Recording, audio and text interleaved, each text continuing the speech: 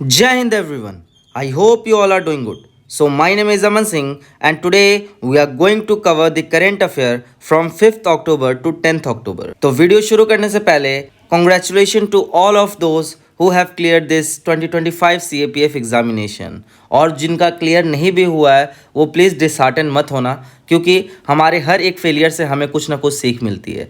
तो आपका as a serious aspirant यही धर्म है कि आप अपने गलतियों को आइडेंटिफाई करो, इस अटेम्प्ट में क्या कमियां रह गई थी उसको आइडेंटिफाई करो और अपने नेक्स्ट अटेम्प्ट के लिए उस चीज़ को इम्प्रूव करके जाओ। और नेक्स्ट अटेम्प्ट अपना ऐसा कंसिडर करना कि अब एटलीस्ट जितना मैंने गलतियां कर दी हैं उसको मैं दोबारा रिपीट नहीं करूंगा, ठीक है। और अगर आपको लगता है कि इस चीज़ में आप अकेले सक्षम नहीं हो, बहुत बार होता है कि हम खुद के गलतियों को आइडेंटिफाई नहीं कर पाते हैं, तो आप यार हमारा हाथ पकड़ सकते हो। We are there for you, ठीक है। आप हम पे ट्रस्ट कर सकते हो क्योंकि हम जो भी कर रहे हैं आपके लिए कर रहे हैं, आपके एग्जामिनेशन प्रोसेस को और स्मूथ बनाने के लिए कर रहे हैं, ठीक है। तो जो भी आपके हडल्स आते हैं एग्जामिनेशन प्रोसेस में, तो आप उसके लिए हम पे रिलाई कर सकते हो। हमारे कई सारे कोर्सेज भी चल रहे हैं जो कि आपके इस एग्जामिनेशन में भी हेल्पफुल रहेंगे और कई सारे फ्री इनिशिएटिव भी चल रहे हैं। तो अगर आप कोर्सेज नहीं भी ले पा रहे हो तो हम यूट्यूब में आपके लिए कुछ ना कुछ इनिशिएटिव लेके ही आ रहे हैं जिससे डायरेक्टली या इनडायरेक्टली आपको बेनिफिट होना ही है। तो वो सिर्फ CAPF एग्जामिनेशन ही नहीं बल्कि और भी कोई अदर एग्जामिनेशन आप दे रहे हो लाइक CDS NDA,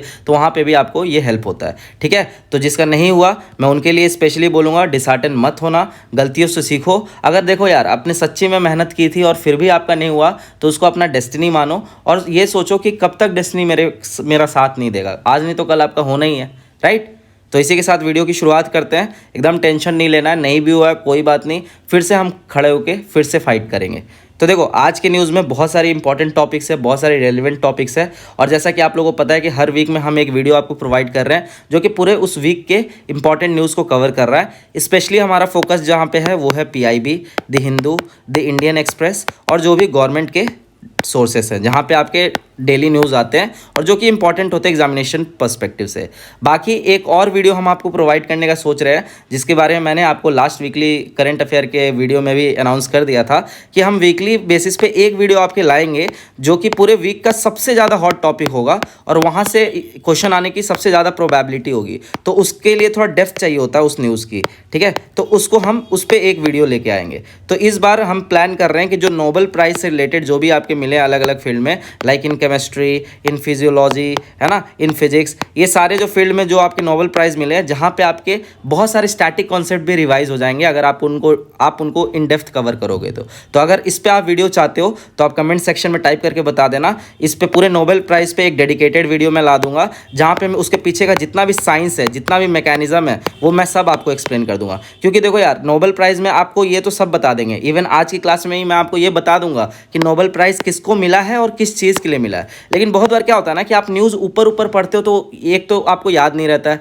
दूसरा चीज़ आप एक कॉन्टेक्स्ट बिल्ड नहीं कर पाते हो। लेकिन यहाँ पे क्या होगा, जो मैं आपके लिए डेडिकेटेड नोबेल प्राइज़ का वीडियो लाऊंगा वहाँ पे मैं क्या करूँगा कि आपको उसके पीछे का पूरा मैकेनिज्म बता दूंगा, रिलेट करके बता दूंगा कि क्यों इन साइंटिस्ट को इस चीज़ के लिए नोबेल प्राइज़ मिला है और ये जो डिस्कवरी हुआ है ये कैसे लैंडमार्क साबित होगा फ्यूचर इनोवेशंस के लिए, ठीक है, क्या क्या दरवाजे ये खोल देगा, ये सब चीज़ मैं आपको लिंक करके बताऊंगा। और बहुत बार क्या होता है ना कि जब नोबेल प्राइज़ से रिलेटेड आप स्टैटिक कॉन्सेप्ट पढ़ते हो, पीछे का साइंस आप पढ़ते हो, उससे भी आपके क्वेश्चन हिट होते हैं। तो इस बार मैं जब आपका डिटेल स्टडी कर रहा था, मैंने जो रिसर्च पेपर निकलता है ना जो नोबेल प्राइज़ दिया जाता है तो उसका 11-12 पेज का एक एक जो आपके टॉपिक पे नोबेल प्राइज़ मिलता है उसका डिटेल पेपर, उसको बोला जाता है ब्रीफ पेपर है लेकिन या बेसिक पेपर बोला जाता है, लेकिन उसका जो लेंथ 11-12 पेज का पेपर होता है जिसमें डिटेल दिया गया रहता है कि किस लिए इस पर्टिकुलर साइंटिस्ट को वो नोबेल प्राइज़ मिला है।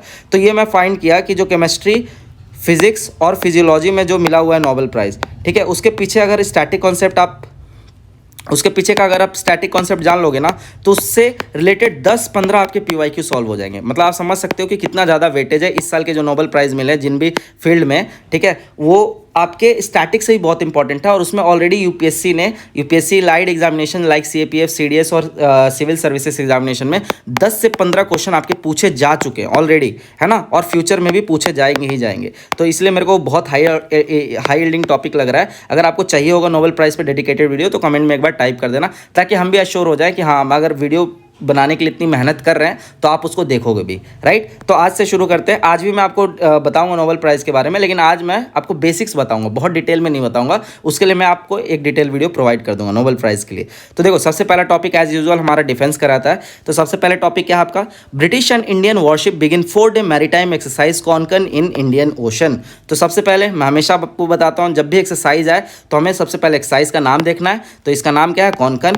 किन दो कंट्री के बीच में हो रहा है या किन दो ऑर्गेनाइजेशन के बीच में हो रहा है, ये हमें देखना होता है। तो ये आपके जो यूके की नेवी है और इंडियन नेवी, इन दोनों के बीच में ये एक्सरसाइज हो रहा है। किस पर्पस से हो रहा है ये हम देखेंगे। तो न्यूज़ आर्टिकल को आप पढ़ते पढ़ते आपको ये सारे जो डाउट होंगे क्लियर हो जाएंगे। तो सबसे पहले तो देखो कि कौन कौन सी शिप जो है वो पार्टिसिपेट की।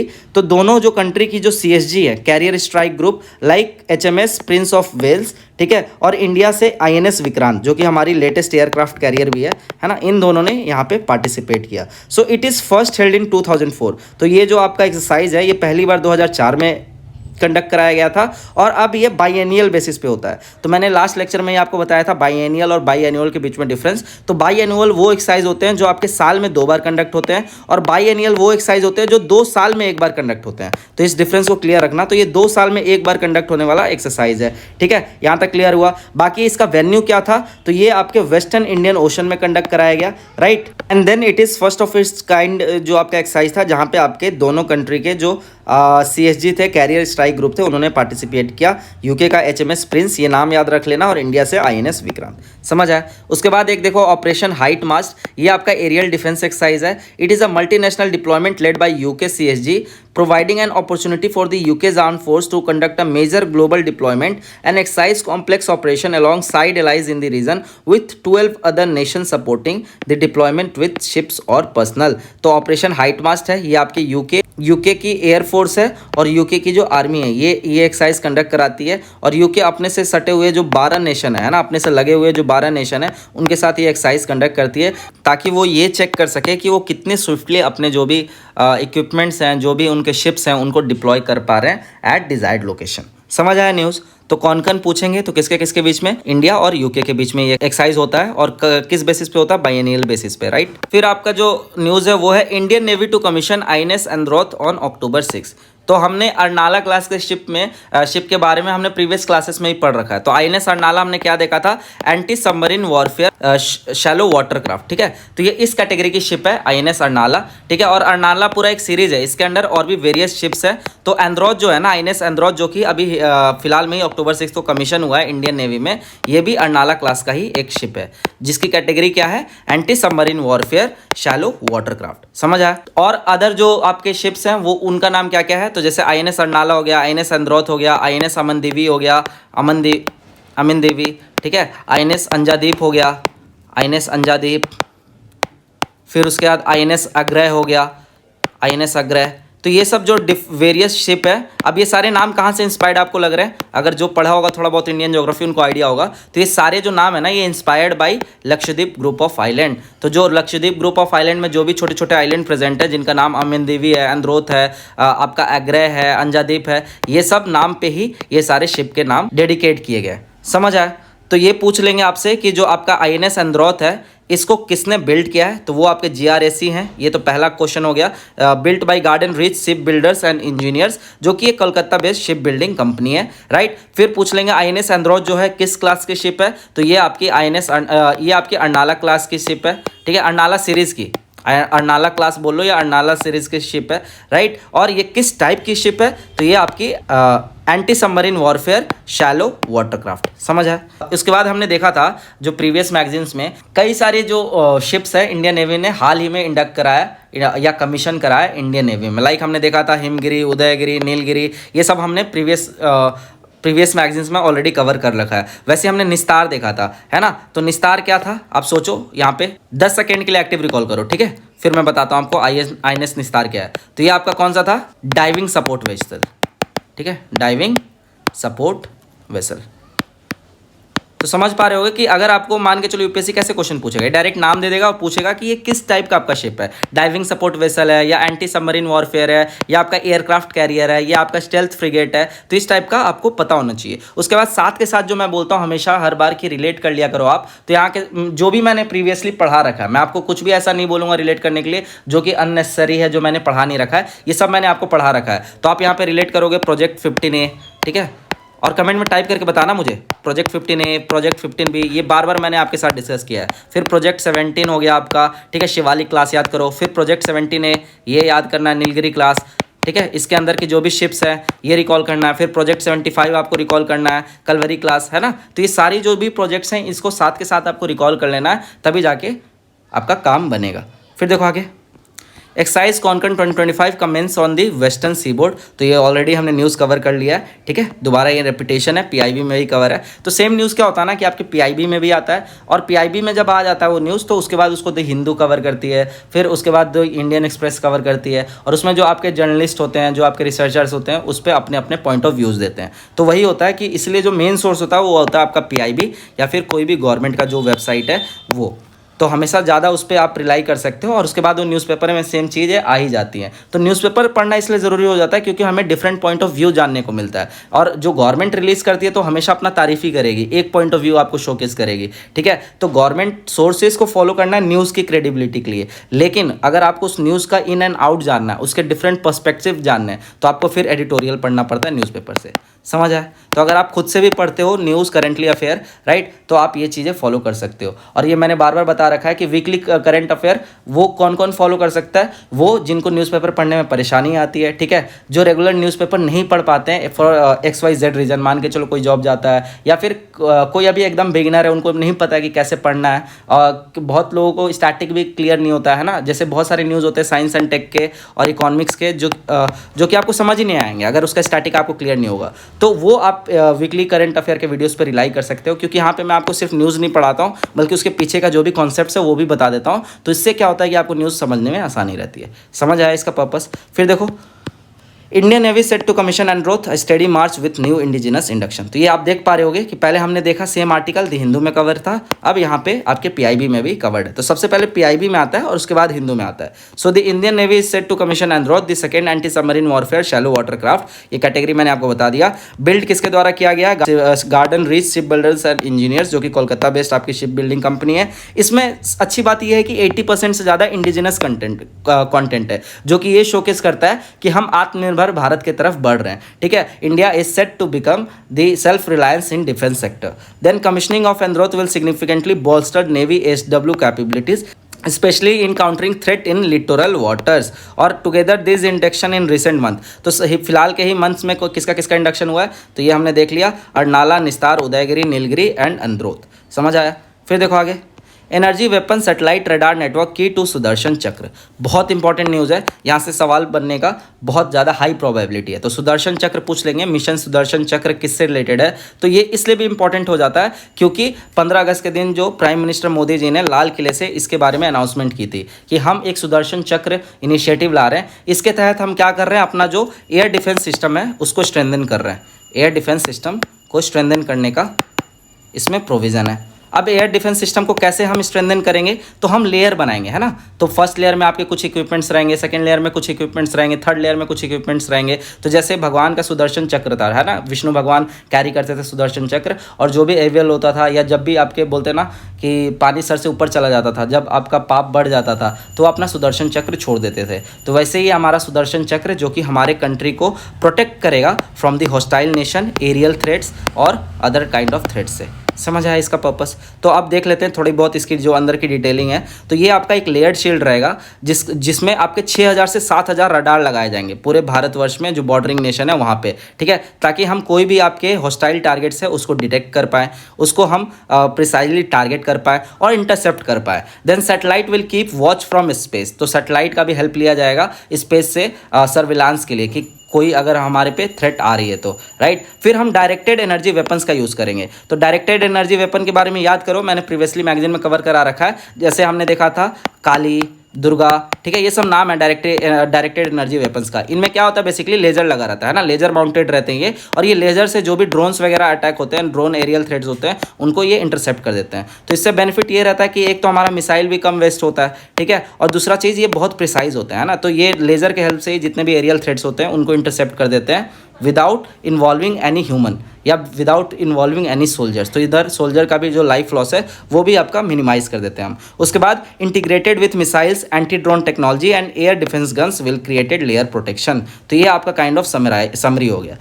तो यही चीज़ यहाँ पे भी दे रखा है, बस इसको थोड़ा सा और इन्होंने डिटेल दे रखा है। जैसे डायरेक्टेड एनर्जी वेपन्स में laser based system design to destroy enemy threats. उसके बाद the multi-layer air defense shield is aimed at monitoring, detecting and identifying the destroying enemy threats directed at India. Currently, the country's air defense infrastructure is largely focused on protecting critical military installation. तो अभी तक क्या था कि जो हमारा air defence infrastructure था उसका ज़्यादा फोकस क्या होता था कि क्रिटिकल मिलिट्री इंस्टॉलेशन को प्रोटेक्ट करना, लेकिन अब इसको एक्सटेंड किया जा रहा है। हमारे यहाँ पे बहुत सारे क्रिटिकल इंफ्रास्ट्रक्चर होते हैं, like important places, important monuments, important जैसे न्यूक्लियर साइट्स हो गए, इस पर भी अगर कोई एनिमी टेरिटरी या एनिमी जो कंट्री है उन्होंने अटैक कर दिया तो इससे भी बहुत ज़्यादा नुकसान हो सकता है हमारे कंट्री को। फिर हमारे कई सारे क्रिटिकल इंफ्रास्ट्रक्चर होते हैं, लाइक जो हमारा डेटा स्टोरेज जो प्लेस होता है, पता ही है कि गवर्नमेंट का बहुत सारा सेंसिटिव डेटा एक पर्टिकुलर एक डेटा स्टोरेज सिस्टम में स्टोर किया जाता है, तो उसको भी ये प्रोटेक्ट करते हैं, राइट। उसके बाद बहुत सारे आपके इंपॉर्टेंट बिल्डिंग्स होते हैं जिसको प्रोटेक्ट करना इंपॉर्टेंट होता है। फिर आपके एयर बेस होते हैं,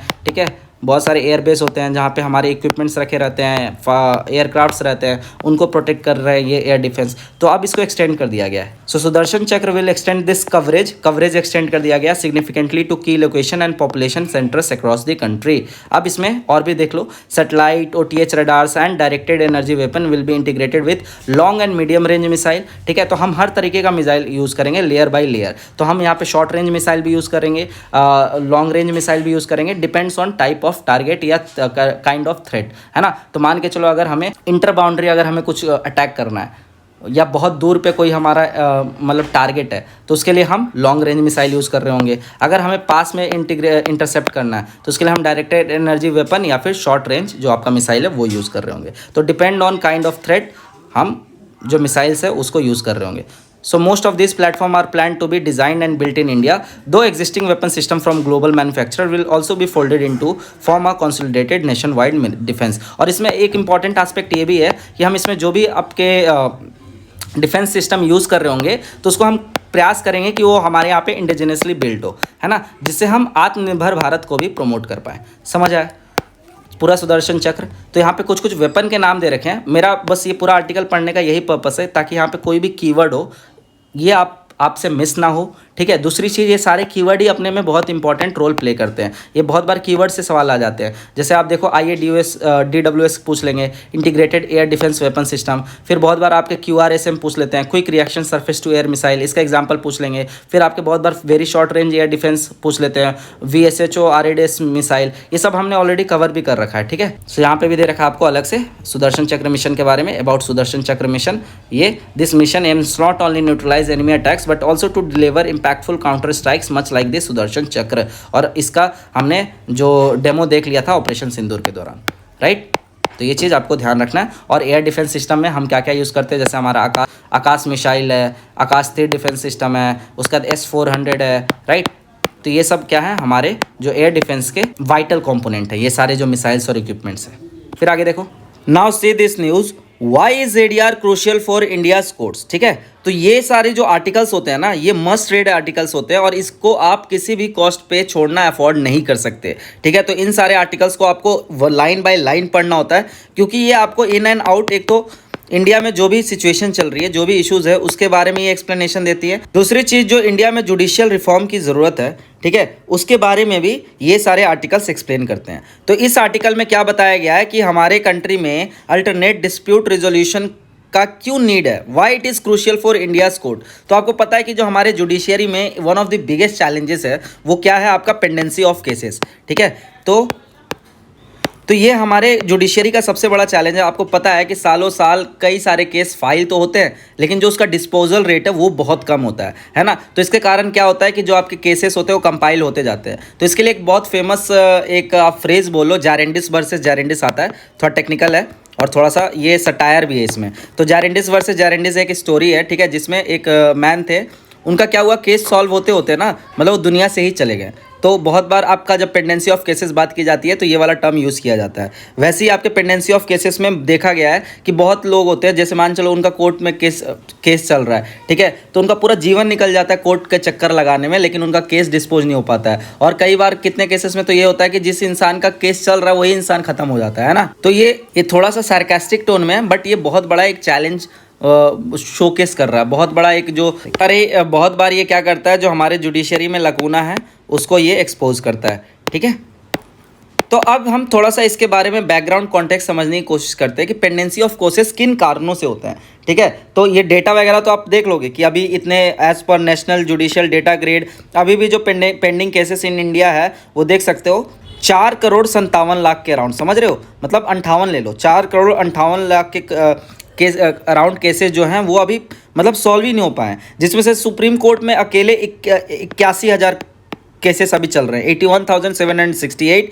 और जो हाई कोर्ट में अभी अराउंड केसेस जो हैं पेंडिंग है वो है 62.9%। मतलब आप समझ सकते हो कि सबसे बड़ा जो कंट्रीब्यूटर है पेंडेंसी ऑफ केसेस में वो है हाई कोर्ट। तो कहीं ना कहीं हाई कोर्ट की तरफ से अभी जो केस डिस्पोजल रेट है बहुत ज़्यादा स्लो है, ठीक। तो इसमें क्या क्या कारण हो सकते हैं हमें ये समझना है। तो जब आप एनालिसिस करते हो ना, कोई भी आप खासकर यूपीएससी लेवल का एग्जामिनेशन दे रहे हो, तो इसमें एनालिसिस पार्ट आपको ज़रूर करना होता है ताकि आप पेपर 2 में भी यहाँ से कंटेंट लेके यूज़ कर सको, ठीक है। तो जैसे देखा गया है कि जजेस पर मिलियन अगर हम देखा जाए, ये मैं आपको ये बता रहा हूँ कि क्या कॉज करता है पेंडेंसी ऑफ केसेस। हो सकता है ये आर्टिकल में ना दिया हो, तो मैं आपको थोड़ा अपने एंड से बता रहा हूँ जो मैंने एनालिसिस किया उसके बेस पे। तो जजेस पर मिलियन देखा गया है, कितना है हमारे यहाँ पे 19.6 जजेस हैं पर मिलियन, मतलब 10 लाख पॉपुलेशन पे 19.6 जजेस अवेलेबल हैं। समझ पा रहे हो कितना लो है।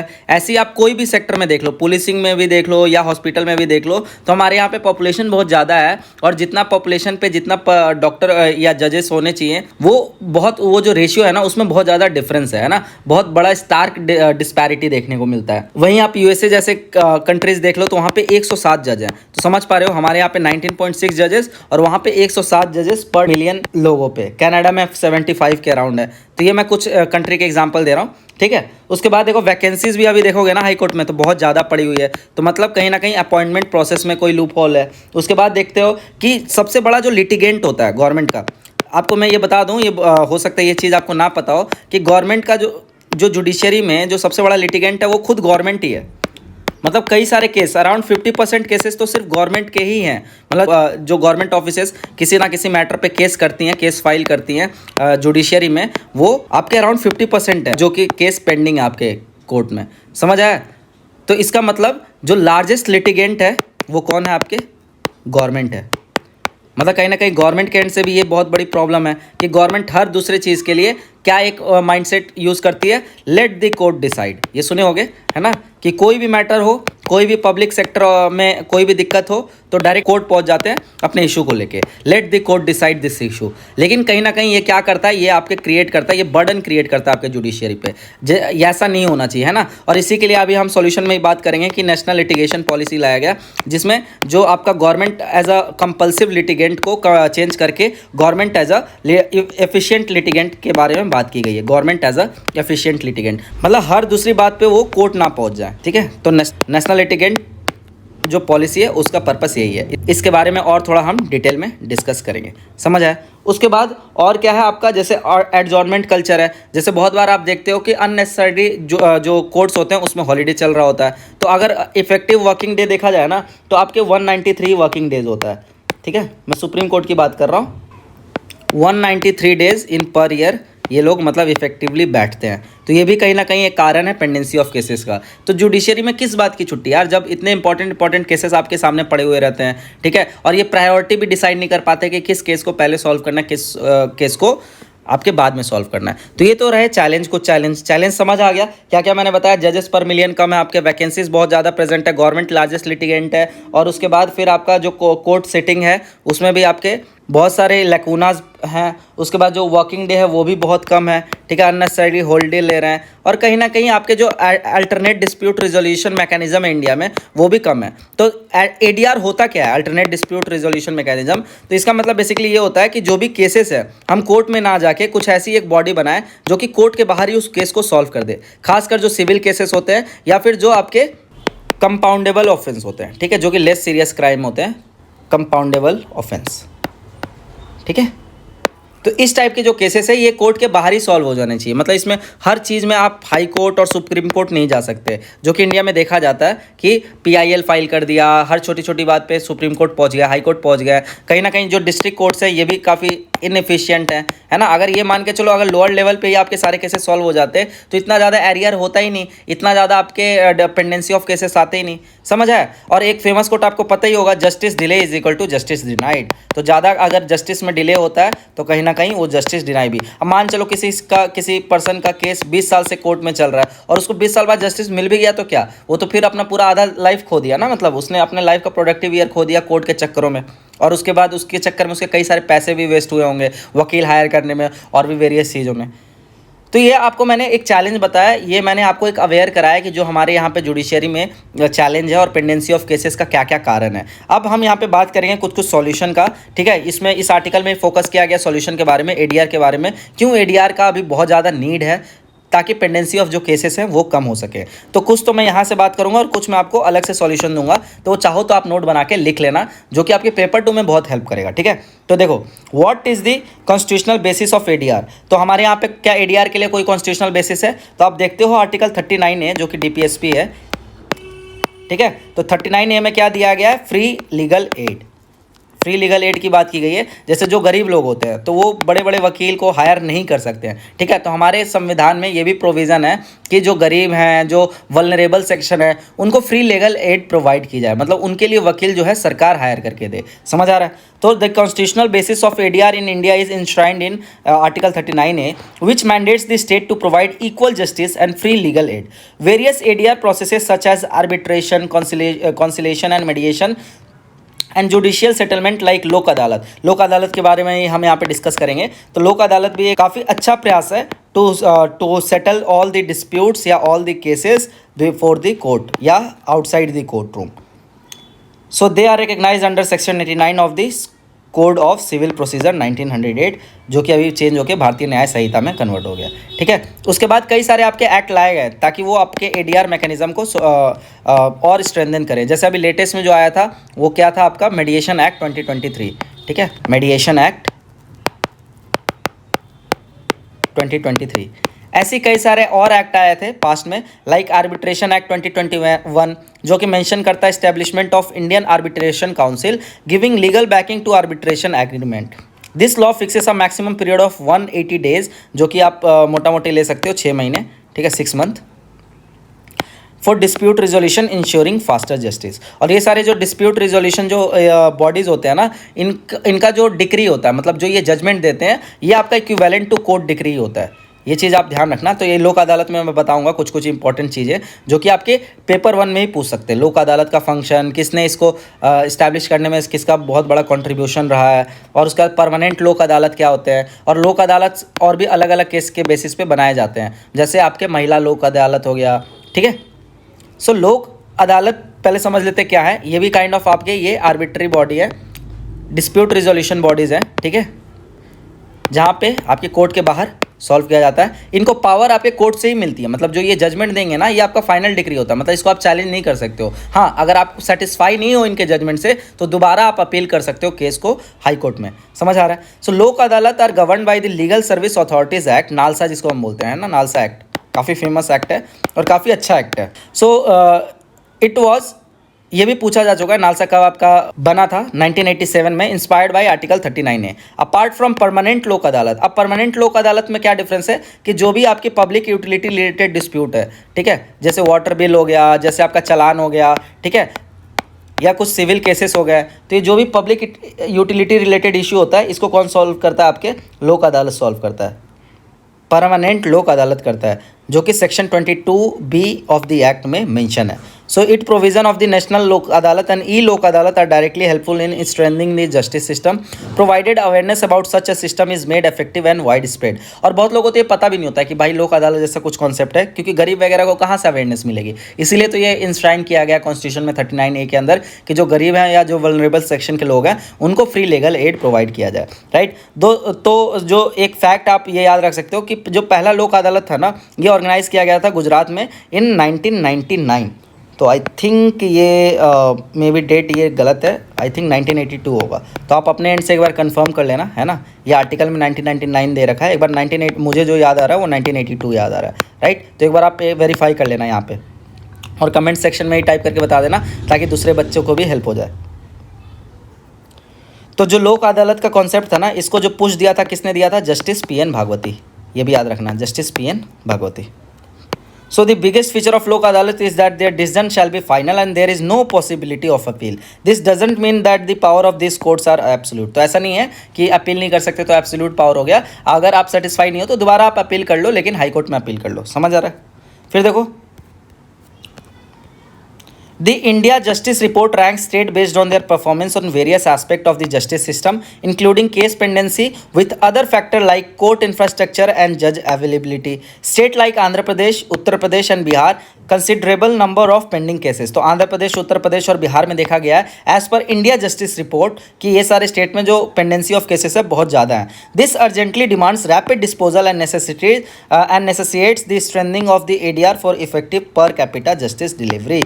तो ये समझ आया। तो ये आर्टिकल आपको समझ आ गया होगा कि ये यहाँ पे हाईलाइट कर रहा है पेंडेंसी ऑफ केसेस के बारे में और ये बता रहा है कि कितनी ज़्यादा नीड है अल्टरनेट डिस्प्यूट रिजोल्यूशन मैकेनिज्म को स्ट्रेंथन करने की इंडिया में, ठीक है। उसके बाद यहाँ पे और कुछ मैं सॉल्यूशन की बात कर रहा हूँ कि अगर पेंडेंसी ऑफ केसेस को कम करने तो आप और क्या क्या सोच सकते हो। तो यहाँ पर आप लिख लेना, ठीक है। मैं आपको शॉर्ट फॉर्म में ही लिख के दूंगा, आप सुन रहे हो तो आप एक एक पॉइंट नोट कर सकते हो वीडियो पॉज कर करके, ठीक है। तो जैसे सॉल्यूशन में आप खुद से भी सोचो, यहाँ पे ब्रेन स्टॉर्मिंग आप कर सकते हो कि हम क्या क्या कर सकते हैं इसको सॉल्व करने के लिए। तो सबसे पहले तो आप जजेस पॉपुलेशन जो रेशियो है, थोड़ा पतला कर लेता हूँ, जज पॉपुलेशन जो रेशियो है इसको इंक्रीज़ कर दो, है ना। जो वैकेंसी है उसको फुलफ़िल कर दो, वैकेंसी फुलफ़िल कर दो, ठीक। फिर आप मोबाइल कोर्ट सेटअप कर सकते हो, mobile court, fast track court, FTC, है ना। अब फास्ट ट्रैक कोर्ट ऐसा नहीं है कि सेटअप नहीं होता है, लेकिन कहीं ना कहीं इन सब का इम्प्लीमेंटेशन होता है, उसमें प्रॉब्लम आ जाता है ना। फिर आप फंडिंग ठीक ठाक प्रोवाइड करो ताकि ये सारे जो है मोबाइल कोर्ट हो गए, आपके FTCs हो गए, फास्ट ट्रैक कोर्ट्स हो गए, ये सारे आपके प्रॉपर फंक्शन कर पाएँ, क्योंकि बहुत बार लैक ऑफ फंड के कारण भी ये सारे बंद हो जाते हैं, ठीक है। So by 2019 only 699 FTC active, 56% state had none. मतलब 2019 तक देखा गया कि आपके केवल 700 के करीब जो फास्ट ट्रैक कोर्ट है ये एक्टिव थे, ठीक है। और 56% स्टेट जो है इनके पास तो फास्ट ट्रैक कोर्ट है ही नहीं। फिर जो गवर्नमेंट के एंड से जो मैंने बताया था कि गवर्नमेंट आपके कंपल्सिव लिटिगेंट है, जो लिटिगेंट है मतलब जो भी अपील करती है गवर्नमेंट बिफोर द कोर्ट, उसको कम कर सकते हैं। वो कंपल्सिव लिटिगेंट से इफेक्टिव लिटिगेंट में कन्वर्ट हो सकते हैं। तो ये वर्ड लिख लेना, अच्छा वर्ड है, compulsive litigant to responsible litigant, ठीक है, रिस्पॉन्सिबल लिटिगेंट। फिर उसके बाद आप प्रायोरिटाइज कर सकते हो welfare week section senior citizen के केसेस को, ताकि मान के चलो वो वैसे भी वल्नरेबल होते हैं तो ज़्यादा कोर्ट के चक्कर लगाते हैं तो उनका पैसा भी वेस्ट होता है और जो बुजुर्ग हैं उनको भी प्रॉब्लम आती है। तो आप प्रायोरिटाइज कर सकते हो केस का। फिर देखो यार, सबसे बढ़िया चीज़ है, मैं क्या बताया कि आज के टाइम पे अगर सॉल्यूशन की बात की जाए तो हर जगह आप AI को डाल सकते हो, है ना। तो AI का यूज़ करके हम केसेस को सेग्रीगेट कर सकते हैं, प्रायोरिटाइज कर सकते हैं। जो सिमिलर टाइप ऑफ केसेस हैं उनको एक साथ हम डील कर सकते हैं, जिनका नेचर सिमिलर है, जिनका सॉल्यूशन काइंड ऑफ मतलब एक जजमेंट उन सारे केसेस को सॉल्व करने का पोटेंशियल रखता है। तो उन सारे केस को एक जगह कंपाइल करो, ठीक है, with the help of AI, और उसके बाद उसके लिए एक सिंगल जजमेंट दो जो कि ये सारे केसेस को सॉल्व कर दे। समझ आ रहा है? तो ये सारे कुछ सॉल्यूशन है जो कि आप ब्रेन स्टॉर्मिंग करना पड़ता है ड्यूरिंग द एग्जामिनेशन। इवन आप सिविल सर्विसेज दे रहे हो तो वहाँ पे मेंस के पेपर, GS पेपर 2 में आपको ये सब सोचना पड़ता है। और अगर आप पेपर 2 दे रहे हो CAPF का एसए, तो वहाँ पे भी आपको ये सारे पॉइंट्स आने चाहिए। तो इस टाइप से आप जब थिंकिंग करोगे, ये सारे आर्टिकल्स पढ़ोगे, तो आपका कहीं ना कहीं जो आपका बेस होता है ना बहुत स्ट्रॉन्ग बन जाता है।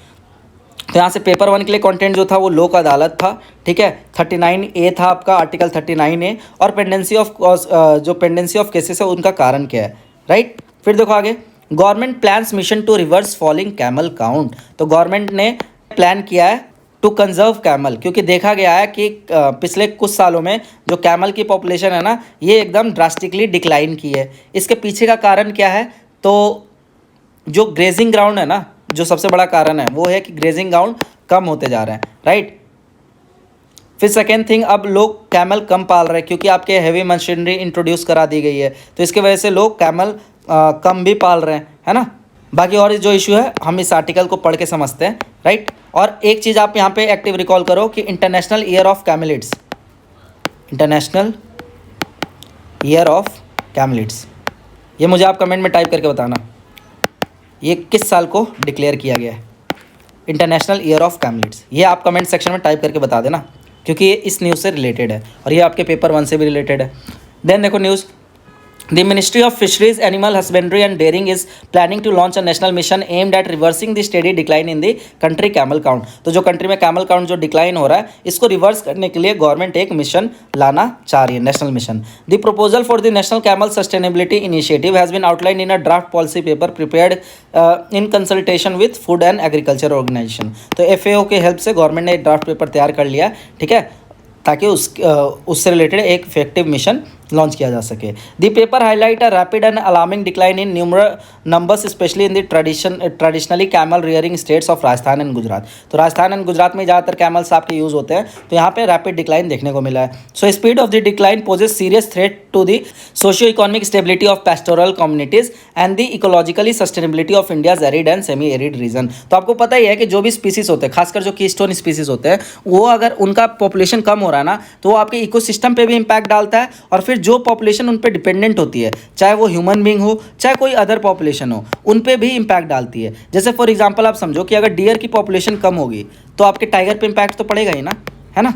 वैसे ही आपके टाइगर का पॉपुलेशन अगर कम होगा तो पर्टिकुलर जो इकोसिस्टम है उस पर ही पूरा इम्पैक्ट पड़ेगा, क्योंकि टाइगर पे भी पूरा इकोसिस्टम डिपेंडेंट है। टाइगर काइंड ऑफ आपका कीस्टोन स्पीसीज होता है। वैसे कैमल पे जो आपकी कम्युनिटीज़ जो ट्राइब्स हैं डिपेंडेंट हैं, तो अगर कैमल का पॉपुलेशन डिक्लाइन होगा तो इन सब पे तो इम्पैक्ट पड़ेगा ना, negative impact. Socio economic stability पे इम्पैक्ट पड़ेगा। जो पेस्टोरल कम्युनिटीज़ इनका दूध निकाल के कुछ अर्न करती हैं या इसके हेल्प से टूरिज्म सेक्टर में कॉन्ट्रीब्यूट करते हैं, है ना। और बाकी जो इकोलॉजिकल सस्टेनेबिलिटी है तो उस पर तो इम्पैक्ट पड़ेगा ही। So according to the 20th live stock census, India camel population stood at 2.52 lakh in 2019, down from about 11 lakh. तो 11 लाख से मात्र 2.5 लाख तक रह गए हैं। तो ये काफ़ी एक अलार्मिंग सिचुएशन है, right. And nearly 90% of the population is concentrated in Rajasthan and Gujarat. और जो कैमल का 90% पॉपुलेशन है वो आपके गुजरात और राजस्थान में लोकेटेड है। So camel do not receive focus attention under India's main stream live stock development program which typically prioritize cattle, buffaloes, poultry and small ruminants. तो जो भी अब तक main stream live stock program लाया गया है तो उस पर ज़्यादा फोकस बफेलो, काओ और अदर स्मॉल रूमिनेंट्स पे फोकस किया गया है, लेकिन कैमल पे अब तक नहीं किया गया था, लेकिन अब करना पड़ेगा, ठीक है। और गवर्नमेंट भी इसका डिसीजन ले चुकी है। So although the national live stock mission includes camel among its supported species, it implementation has remained limited to scattered breeding and small scale entrepreneurship efforts. तो आई होप ये न्यूज़ समझ आ गया होगा आप लोगों को। और यहाँ पे पेपर 1 के लिए कंटेंट यही है, मैंने पूछ लिया इंटरनेशनल ईयर ऑफ कैमलिड्स किस ईयर को डिक्लेयर किया गया, फिर उसके बाद कौन सी आपकी जो मिनिस्ट्री है इसमें इन्वॉल्व है जो कि नेशनल मिशन लाने वाली है with the collaboration of FAO, है ना, to reverse the steady decline in the country camel count. तो मिनिस्ट्री याद रख लेना, ministry of fisheries, animal husbandry and dairying. फिर देखो आगे, Union Home Minister and Minister of Corporation Shri Amit Shah today inaugurated the country's first cooperative multi-feed compressor biogas plant in Kopargaon, Ahilyanagar district, Maharashtra. तो ये one liner fact है, याद कर सकते हो क्योंकि अमित शाह जी ने इनाग्रेट किया इसको। तो इंडिया का कोई भी अगर पहला चीज़ इनाग्रेट हो रहा है तो वो आपके एग्जाम के लिए इंपॉर्टेंट बन जाता है। तो इसको नोट करके बस इतना लाइन लिख लेना कि जो पहला कोऑपरेटिव मल्टीफीड कंप्रेस्ड बायोगैस कहाँ पे इनाग्रेट हुआ है, तो वो हुआ है महाराष्ट्र। कहाँ पे, जगह का नाम क्या है, कोपरगांव, अहिल्यानगर डिस्ट्रिक्ट। तो बस इतना याद रखना, आपका काम हो जाएगा। फिर देखो आगे, historic launch of first commercial coal mine in Arunachal Pradesh at Namchik Namphuk. तो ये भी बहुत इंपॉर्टेंट न्यूज़ है, आपके पीआईवी में एक्सटेंसिवली कवर्ड था ये, तो ये भी इंपॉर्टेंट हो जाता है। तो पहला commercial coal mine Arunachal Pradesh में कहाँ पे लॉन्च हुआ है? एट नामचिक नामपुक। जगह याद रख लेना, आपके एग्जाम में कोई ना कोई एग्जाम में देखने को मिल ही जाएगा, जो अपकमिंग एग्जामिनेशन है, ठीक है। So Arunachal Pradesh is set to witness the historic day on 6 October 2025 with the launch of its first commercial coal mine at Namchik Nampuk coal block. He will then flag off the tools and machineries of CPPL to the Namchik Nampuk Central Coal Block and finally participate in a tree plantation. तो ये सब तो course of action है कि जब minister आएंगे तो क्या क्या करेंगे, तो ये इतना इंपॉर्टेंट नहीं होता है, इसको आप एकदम कट कर दिया करो, ठीक है। फिर ये यहाँ पे पढ़ लो, यहाँ पे आपके कुछ इंपॉर्टेंट की टेक अवेज हैं जो कि आपके पेपर के लिए इंपॉर्टेंट हो सकते हैं। जैसे for example, it was revive through a transparent auction process in 2022, opening the doors for private sector entry and marking the end of years of delays. तो ये काफ़ी साल लग गए ये जो आपके coal mine, commercial coal mine plant setup होने में, ठीक है। और कोल माइन सेटअप अगर कहीं पे होगा तो फिर डेवलपमेंट भी ऑटोमेटिकली साथ चल के आएगा, है ना। तो कहीं पे जैसे देखते हो जो भी कोल सिटीज़ होती है जहाँ पे कोल प्लांट्स होते हैं तो वहाँ पे बड़े बड़े इंडस्ट्री सेटअप होते हैं, राइट। उसके बाद इंडस्ट्री सेटअप होंगे तो वहाँ पे रोड्स बनेंगे, इंफ्रास्ट्रक्चर डेवलप होगा और कहीं ना कहीं लोगों की लाइवलीहुड आसान हो जाती है। हालांकि इसके साथ बहुत सारे चैलेंजेस भी एसोसिएटेड होते हैं, लेकिन अगर वैसे कंपेरिजन किया जाए तो डेवलपमेंट के टर्म में, इकोनॉमिक डेवलपमेंट के टर्म में काफ़ी बेनिफिशियल रहता है कहीं पे अगर इंडस्ट्रियल सेटअप होता है तो, अगर हम बाकी जो इसके चैलेंजेस है उसको प्रॉपर्ली डील कर ले तो। समझ आ रहा है। फिर देखो यहाँ पे ईस्ट पॉलिसी के बारे में बात किया गया है। So this initiative carries forward prime minister Shri Narendra Modi vision of east empower act strengthen transform, जो कि एक गाइडिंग फिलॉसफी है for every initiative in the north east. समझ आया। फिर the mine is expected to generate over 100 crore annually as revenue for the state, creating jobs and prosperity for youth. समझ आया। उसके बाद देखो आगे न्यूज़, फिर यही सेम न्यूज़ है, यहाँ पे दिया हुआ है, आप स्किप कर सकते हो। देन देखो, sir creek site of decades long India Pakistan border dispute. तो आपको पता है कि सर क्रीक के अराउंड अभी डिस्प्यूट्स चल रहे हैं, है ना, और ये काफ़ी ज़्यादा हॉट टॉपिक है, आपके न्यूज़ में भी है। तो सर, सबसे पहले तो आपको पता होना चाहिए सर क्रीक का लोकेशन, ठीक है। तो सर क्रीक का लोकेशन कहाँ पे है आपके, ये आपका kind of western most part of India भी है, western most part of India, ठीक है। तो गुहार मोती विलेज आपके सर क्रीक के पास ही प्लेस है, जो कि western most point of India है, राइट। अब जो सर क्रीक का इशू है वो क्या है, तो मैं बहुत लेमन टर्म में और बहुत सिंपल लैंग्वेज में आपको समझा देता हूँ, बहुत अननेसेसरी आपको डिटेल में जाने की नीड नहीं है, ठीक है। तो देखो, ये जो सर क्रीक लाइन है ना, ये 96 किलोमीटर टाइडल एस्चुरी है, ठीक है। अब ये क्या है, ये फ्लक्चुएट होते रहता है, मतलब ये फिक्स नहीं है। जैसे आप देखते हो LAC, है ना, LAC हो गया, या कोई भी जो आपके बॉर्डर जो है जो नेचुरल एलिमेंट से बने हुए रहते हैं, वो क्या होते हैं कि वो फिक्स नहीं होते हैं। क्योंकि आपको पता है, अगर कोई मान के चलो नेचुरल बॉर्डर रिवर बना रही है या फिर कोई आपके मार्शी एरिया बना रहा है, तो वो तो फ्लक्चुएट हो रहा है ना। तो इसके वजह से क्या होता है कि ये हमेशा, मतलब ये मैटर जल्दी सॉल्व नहीं हो पाता है। कोई भी अगर दो कंट्री का अगर ये बॉर्डर बना रहा है, नेचुरल बॉर्डर, तो ये कंट्री क्लेम करता है कि ये इसका पार्ट यहाँ तक हमारा है, ठीक है, और ये कंट्री क्लेम करता है कि इसका पार्ट यहाँ तक हमारा है, राइट।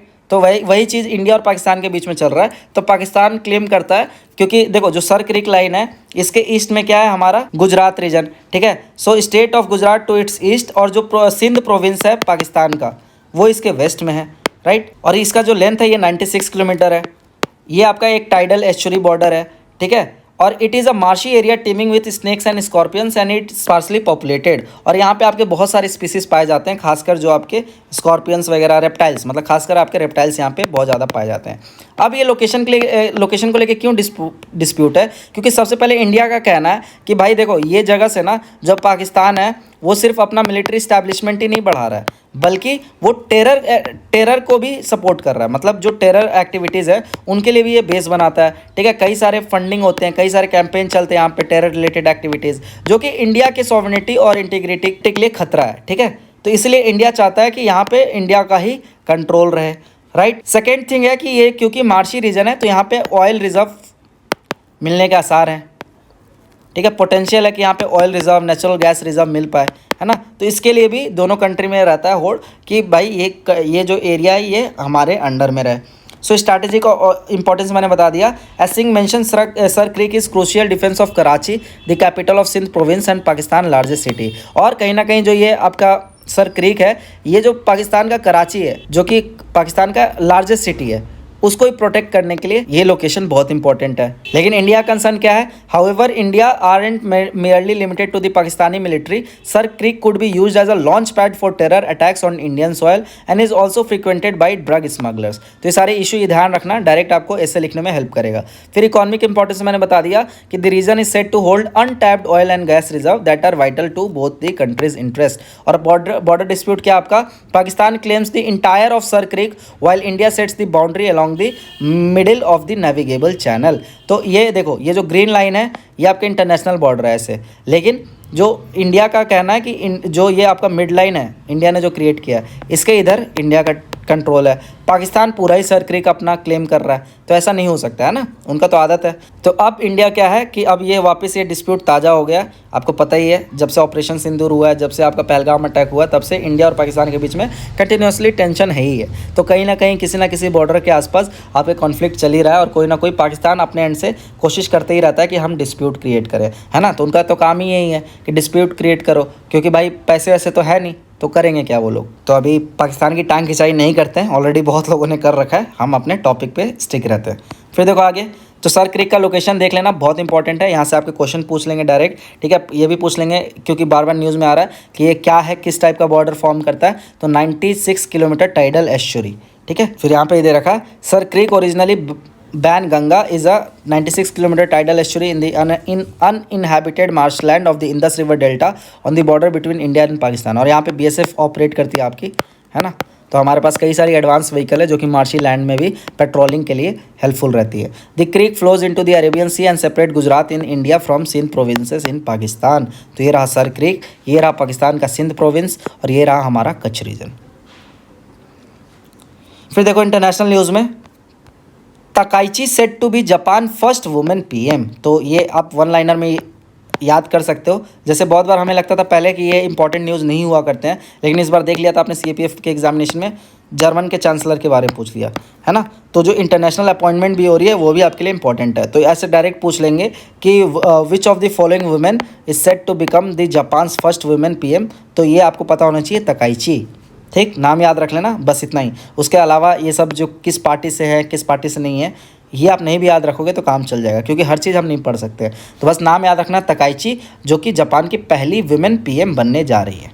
समझ आए? फिर देखो आगे, अब ये देख सकते हो आप, ये फाउंडेशन कोर्स हमारा चल रहा है, और अभी दिवाली डिस्काउंट भी आपका चल रहा है। जो ओल्ड स्टूडेंट है उनके लिए 1000 रुपीज़ डिस्काउंट है, जो अभी नए स्टूडेंट है उनके लिए 500 रुपये के करीब डिस्काउंट है। तो आप ये ग्रैब कर सकते हो ऑफर, ठीक है। और ये फाउंडेशन कोर्स में देखो यार, ये तो चलो मैं कोर्स बेच रहा हूँ आपको, लेकिन मैं सच्चाई बता दूँ कि इस फाउंडेशन कोर्स में ना आप इस बार एक बार ट्रस्ट करके देखो। हमारा ये पहली बार हमने फाउंडेशन कोर्स जैसा कुछ लॉन्च किया है, इसमें ना हमने मतलब जी जान लगा दिया है। एक एक कॉन्सेप्ट, एक एक सब्जेक्ट के जो टीचर आपके एक्सपर्ट फैकल्टीज़ हैं, मेरे द्वारा हिस्ट्री लिया जा रहा है, मेरे द्वारा इन्वायरमेंट लिया जाएगा, ठीक है। तो आप क्लासेस लेना, हम हो सके तो डेमो भी आपको प्रोवाइड करा देंगे, है ना। तो आपको आइडिया लग जाएगा कि इसमें कितना एफर्ट लग रहा है, कोई भी क्वालिटी से कॉम्प्रोमाइज़ नहीं हो रही है, और मार्केट में ऐसा कोर्स अवेलेबल ही नहीं है आपके, खासकर सीएपीएफ के लिए। या अगर मैं ऐसा कुछ क्लेम कर रहा हूँ ना, तो कुछ तो बात होगी इसमें। तो अगर आप रियली में मान के चलो इस बार आपका नहीं हुआ है, या आपको लगता है कि इस बार क्लियर हो भी गया, बहुत लोगों का रिटर्न क्लियर हुआ है, ठीक है, लेकिन अभी आपको फिजिकल भी देना है, इंटरव्यू भी देना है, और फाइनल मेरिट लिस्ट में भी ना आने के लिए आपको कट ऑफ से 20-30 मार्क्स ऊपर होना पड़ता है। तो बहुत लोग तो अभी बॉर्डर पर क्लियर किए होंगे, तो उनका मेरिट में आना नाम बड़ा मुश्किल हो जाता है। तो मैं किसी को डिमोटिवेट नहीं कर रहा, बट ये सच्चाई है ना। तो मेरिट में नाम आने के लिए आपको कट ऑफ से एटलीस्ट 20-30 मार्क्स एज लेके चलना पड़ता है पेपर 1 में, और पेपर 2 तो आपका वैसे भी सब्जेक्टिव होता है ना। तो पेपर 1 में अगर आपको इतना एज बना के चलना है, तो आप यार फाउंडेशन ले लेना, ज़्यादा एक्सपेरिमेंट मत करो लाइफ के साथ। एक बार और भी जगह इन्वेस्टमेंट किया ही होगा अब तक, है ना, पैसे वेस्ट किए ही होंगे, तो एक बार इधर ट्रस्ट करके देखो। अगर आपको अच्छा लगता है तो फाउंडेशन कोर्स ले लो, अभी ऑफर चल रहा है। और जिसको लगता है, जिसने ऑलरेडी प्रिपरेशन कर रखी है, कहीं अच्छे जगह से फाउंडेशन कर रखी है, तो वो आप उसी पे स्टिक रहना। बस हमारे वीडियोज़ के थ्रू, जो फ्री वीडियोज़ है, इसके थ्रू आप रिवाइज कर लो चीज़ें, और you are good to go. समझ आ रहा है? तो सबके लिए मैं नहीं बोल रहा हूँ, लेकिन जो एकदम कंफ्यूज है, आज तक कहीं से फाउंडेशन नहीं किए हैं, या फिर जिनको लगता है कि यार प्रिपरेशन में कहीं नहीं तो कमी है, कुछ ना कुछ तो मुझे डाउट आ रहा है, कहीं ना कहीं कुछ तो ऐसा फैक्टर है जो कि मेरा सिलेक्शन रोक रहा है, तो आप आंख बंद करके इस कोर्स के साथ जा सकते हो। बाकी ये जो गेम चेंजर वाला प्रोग्राम जो रेसर कई सालों से चलाते हुए आ रहे हैं, जिसमें आपके PYQ प्रोवाइड किया जाता है, तो ये एक सेपरेट कोर्स है। फाउंडेशन एक सेपरेट कोर्स है, और फाउंडेशन का अच्छा बात ये है कि ये सारी जो भी एक्स्ट्रा फीचर्स हैं ये सब आपके फाउंडेशन कोर्स में इंक्लूडेड है। चाहे गेम चेंजर वाला जो PYQ वाला चीज़ होता है सेपरेट टेलीग्राम बना के, वो इसमें इंक्लूडेड है, ठीक है। फिर पेपर 2 के लिए भी आपके युद्ध अभ्यास जैसा कोर्स है, तो ये भी आप ले सकते हो, राइट। फिर देखो आगे, अब हम कवर करेंगे 7 to 8 अक्टूबर का न्यूज़। तो अब आता है आपका ऑड्स एंड ऑनर्स, जिसमें 2025 Nobel prize for medicine physiology किस में मिला है? ये आपके FOXP3 जीन के लिए मिला है, ठीक है। अब ये जो न्यूज़ है ना, बहुत इंपॉर्टेंट न्यूज़ है FOXP3 जीन के डिस्कवरी के लिए। तो मैं आपको थोड़ा सा ब्रीफ में यहाँ पे एक्सप्लेन कर रहा हूँ, लेकिन मैंने इस वीडियो की शुरुआत में ही बोल दिया था कि अगर आपको इसकी डिटेल आपको एक्सप्लेनेशन चाहिए,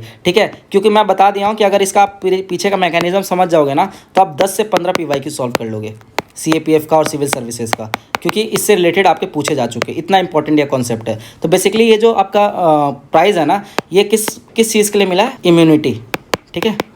इम्यूनिटी में इन्होंने एक लैंडमार्क डिस्कवरी किया है, राइट। और वो डिस्कवरी क्या है? जो मैंने बताया, FOXP3 जीन। अब FOXP3 जीन क्या करता है, तो सबसे पहले इसका बेसिक मैं बता देता हूँ, तब आपको ये न्यूज़ समझ आएगा, ठीक है। और पहले तो ये देख लो किसको किसको मिला है। तो Mary ब्रिंको, Fred Ramsdale and Simeon Sakaguchi, ठीक है। इसमें जो सबसे बड़ा कंट्रीब्यूशन है वो शिमोन साकागुची का है, ठीक है। इन्होंने ही फाइंड किया था कि T सेल में आपका रेगुलेटरी फंक्शन भी शो होता है, राइट। तो अभी तक हमें क्या पता था, 1995 तक हमें क्या पता था कि T सेल आपका हेल्पर सेल के तरह काम करता है और आपका अटैकर सेल की तरह भी काम करता है, राइट। और इन्होंने फाइंड किया कि जो T सेल है वो आपका एज अ रेगुलेटर भी काम करता है, जिसको इन्होंने नाम दिया Treg, राइट। तो जो हेल्पर सेल है T सेल, उसको TCD4 नाम से जाना जाता है। जो अटैकर सेल होता है T सेल, उसको TCD8 के नाम से जाना जाता है। और जो अभी रेगुलेटरी सेल है ये TCD25 के नाम से जाना जा रहा है, ठीक। तो ये इनकी डिस्कवरी थी। उसके बाद ये जो दोनों साइंटिस्ट थे USA के, मैरी ब्रुंको एंड फ्रेड रैम्सडेल, इन्होंने भी स्कर्फी नामक माइस पे एक एक्सपेरिमेंट किया, ठीक है, जिससे इन्होंने ये पता लगाया कि हमारे बॉडी में ना FOXP3 एक जीन होता है जो कि हमारे T सेल को प्रिवेंट करता है खुद के हेल्दी सेल पे अटैक करने के लिए, ठीक। तो अब कुछ समझ आया? आपको नहीं समझ आया है ना? इसलिए मैं बोल रहा हूँ कि एक डेडिकेटेड वीडियो अगर आप चाहते हो तो मैं इसका डेडिकेटेड वीडियो बना दूंगा, क्योंकि इस न्यूज़ को समझने के लिए ना आपको पहले ये पता होना चाहिए B सेल T सेल दोनों के बीच का डिफरेंस क्या है, दोनों के फंक्शन क्या है, ठीक है। उसका T सेल का आपको डिटेल फंक्शन पता होगा, तब जाके आप कहीं ना कहीं इस न्यूज़ को समझ पाओगे। तो इसके लिए मैं डेडिकेटेड आपके एक वीडियो बना दूंगा, अगर कमेंट में आपका अच्छा रिस्पॉन्स रहा तो, जिसमें मैं आपको सारी मैकेनिज्म पीछे का खोल के रख दूंगा एकदम। ये न्यूज़ ना आपको एकदम क्रिस्टल क्लियर हो जाएगी। तो अभी के लिए बस इतना ध्यान रख लो कि नोबेल प्राइज़ मिला है इन 3 जानों को। किस लिए मिला है? आपके FOXP3 जीन को खोज करने के लिए, राइट। FOXP3 जीन, और FOXP3 जीन का काम क्या है? इन वन लाइन कि ये आपका T रेगुलेटरी सेल की तरह एक्ट करता है। मतलब ये आपके जो अदर 2 T सेल हैं, TCD4 और CD8, जो कि हेल्पर और अटैकर सेल का काम करते हैं, जो कि एंटीजन जब आपके बॉडी में एंटर करता है तो उसके खिलाफ ये फाइट करते हैं, ठीक है। उनको रेगुलेट करने का काम करता है ये FOXP3 जीन। तो किसी के बॉडी में अगर मान के चलो FOXP3 जीन कम है, ठीक है, तो उसके बॉडी में फिर इम्यूनोलॉजिकल डिजीजेस देखने को मिलते हैं, जो इम्यूनोलॉजिकल डिसऑर्डर होते हैं, लाइक डायबिटीज़ टाइप 1, उसके बाद RS जो डिसऑर्डर हो गया, इस टाइप के जो डिसऑर्डर होते हैं इम्यूनोलॉजिकल डिसऑर्डर, वो देखने को मिलते हैं अगर किसी के बॉडी में FOXP3 जीन कम है। क्यों? क्योंकि FOXP3 जीन जो है वो रेगुलेट कर रहे हैं आपके किलर सेल और हेल्पर सेल को, और उनको रेगुलेट अगर हम ना करें तो वो जो आपके किलर सेल हैं ये अपने खुद के बॉडी के हेल्दी सेल को भी किल करने लगते हैं। जैसे एक सोल्जर, अगर मान के चलो सोल्जर का दिमाग घूम गया तो अपने साथियों पे गोली चलाने लगेगा। तो ये बस मैं एग्जांपल बता रहा हूँ, ठीक है, इससे आप इस चीज़ को रिलेट कर सकते हो। बाकी इसके बारे में डिटेल में मैं आपका सेपरेट वीडियो ला दूंगा। फिर देखो, trio wins physics Nobel for building device showing quantum tunnelling. वैसे ये न्यूज़ क्वांटम टनलिंग, अब क्वांटम टनलिंग को समझने के लिए ना आपको क्वांटम फिजिक्स की नॉलेज होनी चाहिए। आपको ये पता होना चाहिए कि क्लासिकल फिजिक्स और क्वांटम फिजिक्स में क्या डिफरेंस है, राइट। और ये डिस्कवरी कैसे आपके नए नए जो फ्यूचर आपके इनोवेशन के लिए रास्ता खोल दिया है। तो मैं आपको एक बेसिक बता दे रहा हूँ। जैसे एज पर क्लासिकल फिजिक्स क्या कहता है कि मैटर आपका या तो पार्टिकल नेचर है या वेव नेचर है, लेकिन वहीं पर आपका जो क्वांटम फिजिक्स है इसका कहना है कि जो पार्टिकल है वो आपका पार्टिकल और वेव नेचर दोनों ही शो करता है, ठीक है, उसमें दोनों ही नेचर होता है। किसी टाइम पे वो पार्टिकल नेचर डोमिनेंट होता है, किसी टाइम पे वेव नेचर डोमिनेंट होता है। तो इन्होंने एक एक्सपेरिमेंट किया, ठीक है। ये टनलिंग नाम किससे पड़ा ये समझ लो आप, सिंपल सा। जैसे इलेक्ट्रॉन है, ठीक है, इलेक्ट्रॉन के आगे एक पोटेंशियल बैरियर लगा दिया, राइट। पोटेंशियल बैरियर लगाया तो ये देखा, अगर क्लासिकल फिजिक्स के हम पॉइंट ऑफ व्यू से देखें तो ये इलेक्ट्रॉन है, ये पोटेंशियल बैरियर है, मैं एक अलग पेज में ही आपको समझा देता हूँ। तो मान के चलो ये इलेक्ट्रॉन है, ठीक है, ये एज पर मैं क्लासिकल फिजिक्स बात कर रहा हूँ। तो अगर इलेक्ट्रॉन है और सामने अगर पोटेंशियल बैरियर है, ठीक है, तो ये इलेक्ट्रॉन क्या करेगा, यहाँ से जाएगा और टकरा के वापस आ जाएगा। तो इस केस में क्या होगा, आपकी करंट फ्लो नहीं होगा, ठीक। लेकिन वही क्वांटम फिजिक्स क्या कहता है कि जो आपका इलेक्ट्रॉन है, अगर ये यहाँ पे पोटेंशियल बैरियर हम रख देते हैं, ठीक है, तो ऐसा नहीं है कि सारे जो इलेक्ट्रॉन हैं वो आपके बाउंस बैक कर जाएंगे, कुछ इलेक्ट्रॉन आपके पार भी चले जाएंगे। समझ आया? तो ये क्या मानना है क्वांटम फिजिक्स का। तो अगर मान चलो करंट जो इलेक्ट्रॉन है अगर इस बैरियर के पार चले गए तो मतलब यहाँ पे करंट फ्लो होने की प्रोबेबिलिटी बढ़ जाएगी, ठीक। तो एक वर्ड में अगर कंक्लूड करना चाहे तो पोटेंशियल बैरियर के दूसरी तरफ ये है आपका पोटेंशियल बैरियर, ठीक है, इधर आपके पार्टिकल नेचर डोमिनेंट है इलेक्ट्रॉन का, पार्टिकल नेचर, और जो इधर है इधर आपके वेव नेचर डोमिनेंट है, ठीक है।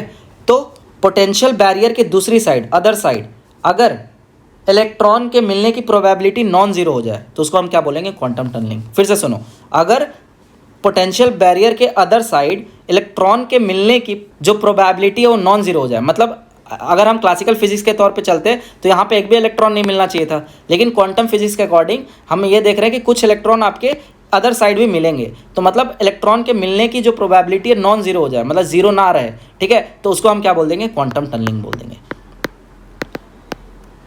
अब मैं ये बहुत सिंपल तरीके से आपको करके समझाया हूँ, ठीक है, लेकिन इसकी भी डिटेल मैकेनिज्म है। अगर इसको अच्छे से समझना है तो आपको सुपर कंडक्टिविटी की नॉलेज होनी चाहिए, आपको जोसेफन सर्किट के बारे में पता होना चाहिए, ठीक है, आपको जो फिफ्थ स्टेट ऑफ मैटर उसके बारे में पता होना चाहिए, बोस आइंस्टाइन कंडेंसेट। तो अगर आप चाहते हो कि इसके बारे में डिटेल में वीडियो बनाऊँ नोवेल पे तो आप बता देना, मैं आपके लिए सेपरेट वीडियो ला दूंगा जिसमें आपको मैं केमिस्ट्री, फिजियोलॉजी और जो आपका फिजिक्स में नोबेल मिला है उसके बारे में डिटेल डिस्कशन करेंगे, ठीक है। इसका एप्लीकेशन क्या हो सकता है, जैसे इसका एप्लीकेशन और एग्जांपल हमें देखने को मिलता है, जैसे सन, ठीक है, तो सन में जो आपका फ्यूज़न हो रहा है वो भी किसका एग्जाम्पल है, कहीं ना कहीं आपके क्वांटम टनलिंग का एग्जाम्पल है। क्वांटम टनलिंग का ही मैकेनिज्म उसको डिफाइन कर सकता है, क्योंकि पता है कि सन में क्या होता है, हाइड्रोजन से हीलियम में कन्वर्जन होता है। अब दो हीलियम दोनों पॉजिटिव है ना, तो ये दोनों आपस में कैसे इंटरेक्ट कर रहे हैं, बीच में तो इनके बैरियर है, तो जब ये बैरियर को क्रॉस कर दे रहे हैं तभी तो इंटरेक्ट कर पा रहे हैं। तो अगर कोई चीज़ बैरियर को क्रॉस कर दे रही है मतलब दिस शोज वेव नेचर, और वेव नेचर को कौन एक्सप्लेन कर रहा है, आपके क्वांटम टनलिंग। तो मुझे पता है कि 90% जो बच्चे देख रहे हैं नहीं समझ आया होगा, और इसी टाइप की आपकी एक्सप्लेनेशन पड़ी हुई है पूरे यूट्यूब पे, ठीक है, डिटेल में कोई एक्सप्लेन नहीं किया है। इसलिए मैं चाहता हूँ कि इस चीज़ को मैं सेपरेटली आपको समझाऊँ, जहाँ पे सिर्फ नोबेल प्राइज़ के बारे में डिस्कशन करें, इसके पीछे की मैकेनिज्म डिस्कशन करें, राइट। तो मैं अपने ऊपर भी ले रहा हूँ कि मेरी भी अभी एक्सप्लेनेशन बहुत गंदी रही है, आप लोग को बिल्कुल समझ नहीं आया होगा, और उसका भी रीज़न यही है कि मैंने आपको बहुत ब्रीफली समझाने की कोशिश की है। अब आप खुद सोचना यार कि ये नोबेल प्राइज़ मिलने में इतने साल लग जाते हैं, एक साइंटिस्ट 40-40 साल अपने लाइफ का दे देता है इस ऐसी डिस्कवरीज करने के लिए। इवन जो आपका नोबेल आपकी कमेटी है ये भी आपके 11-11, 12-12 पेज का बेसिक पेपर रिलीज करती है इनके पीछे के मैकेनिज्म को समझाने के लिए, और हम कितने 5 मिनट 10 मिनट के वीडियो में एक्सपेक्ट करते हैं कि कोई आके हमें समझा जाए। तो समझा तो जाएगा जैसे मैंने अभी समझाया, लेकिन उसके पीछे का आपको कॉन्सेप्ट समझ ही नहीं आया, क्योंकि इसके पीछे बहुत सारे कॉन्सेप्ट्स एसोसिएटेड होते हैं। तो जब तक आप उसको विजुलाइज नहीं कर पाओगे, जब तक उसको कनेक्ट नहीं कर पाओगे, बोलते हैं ना कनेक्टिंग डॉट्स, तो जब तक आप कनेक्ट नहीं कर पाओगे डॉट्स को तब तक कोई भी न्यूज़ आपको समझ नहीं आती है। तो इसलिए मैं आपको बोल रहा हूँ बार बार सेपरेट वीडियो ला दूंगा। फिर देखो आगे, Indian peace keeper honoured for dedicated service bye UNFSA। Indian peace keeper कौन होते हैं, हमारे ब्लू हेलमेट्स, है ना, पता ही है। India one of the largest contributors है इन UN पीस कीपिंग मिशन, तो उनको अवार्ड मिला है for the dedicated services by United Nation interim security force for Abyei. अब यहाँ पे आप मुझे बताओ अबेई रीजन जो है कहाँ पे है, सोचो थोड़ी देर, 10 सेकेंड सोचो। ठीक है, तो ये कहाँ पे आपके सूडान और साउथ सूडान के बॉर्डर के पास, ठीक है, सूडान एंड साउथ सूडान। तो ऐसे करके ना आपको रिलेट करना है। फिर मैं आपको और एक रीजन दे रहा हूँ, दारफुर रीजन, ये आप मुझे कमेंट सेक्शन में टाइप करके बताओ दारफुर रीजन कहाँ पे लोकेटेड है। ठीक, so the Indian peace keeper in Abyei were honoured for their dedicated service by the acting head of mission of the United Nation interim security force for Abyei, a contested oil rich border region between Sudan and South Sudan.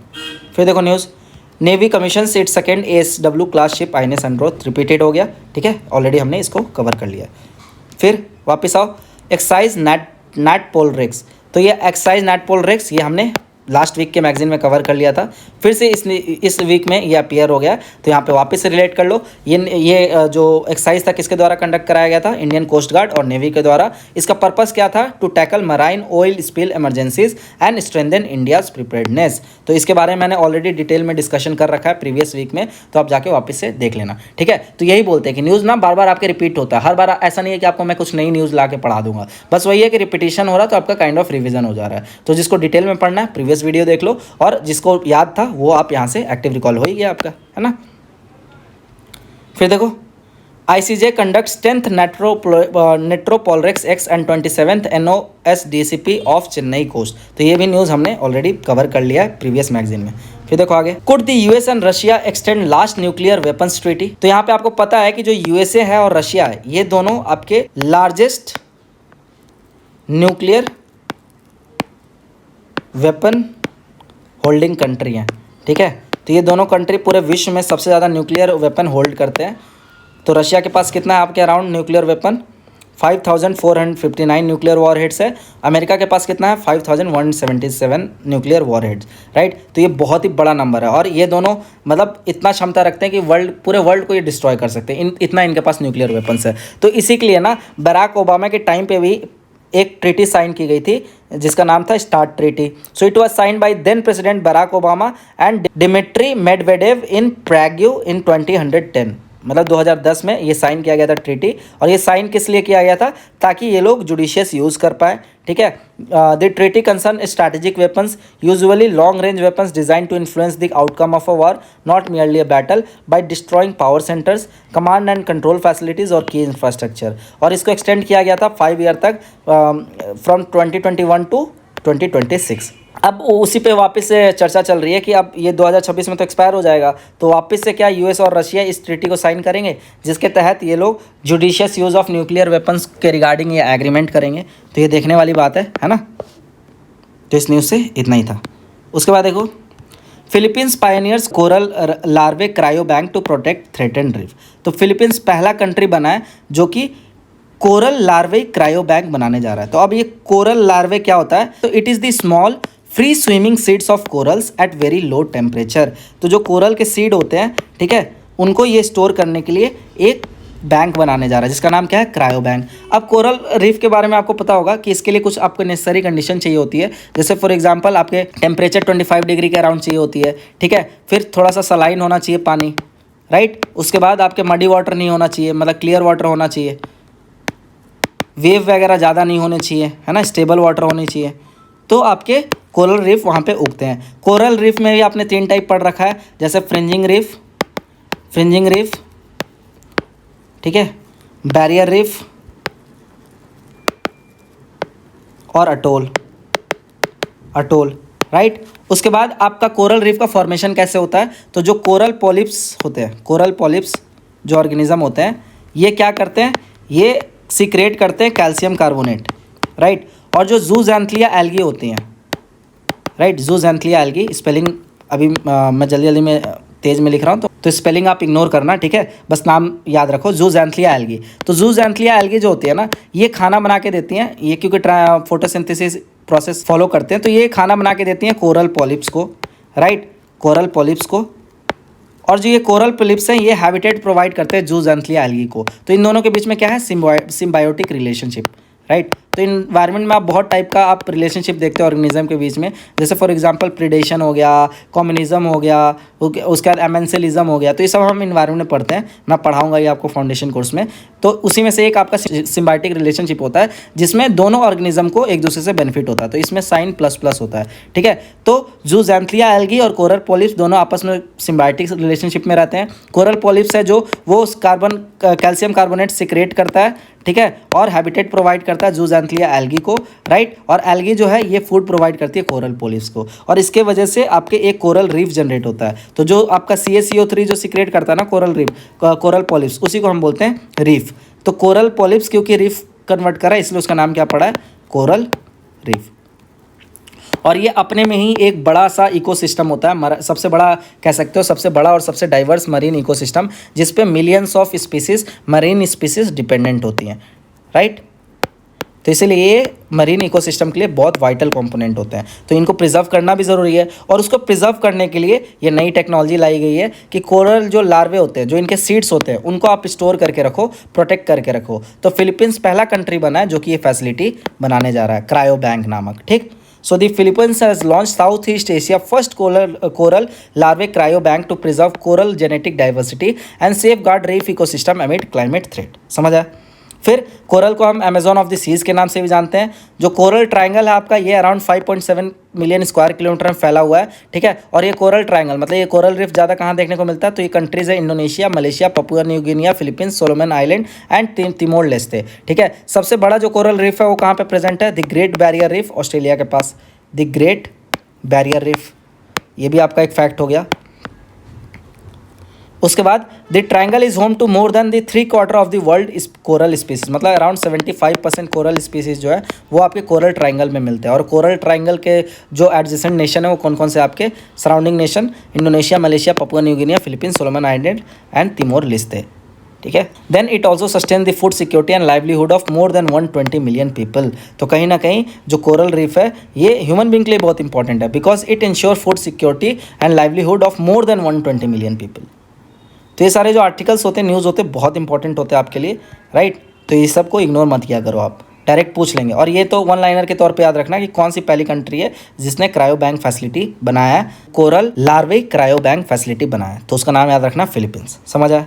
फिर देखो आगे, hosting world para athletic championship successfully gives India pride of place globally से top star legends. तो India ने जो para athletic championship recently organize किया था in Jawaharlal Nehru stadium in New Delhi.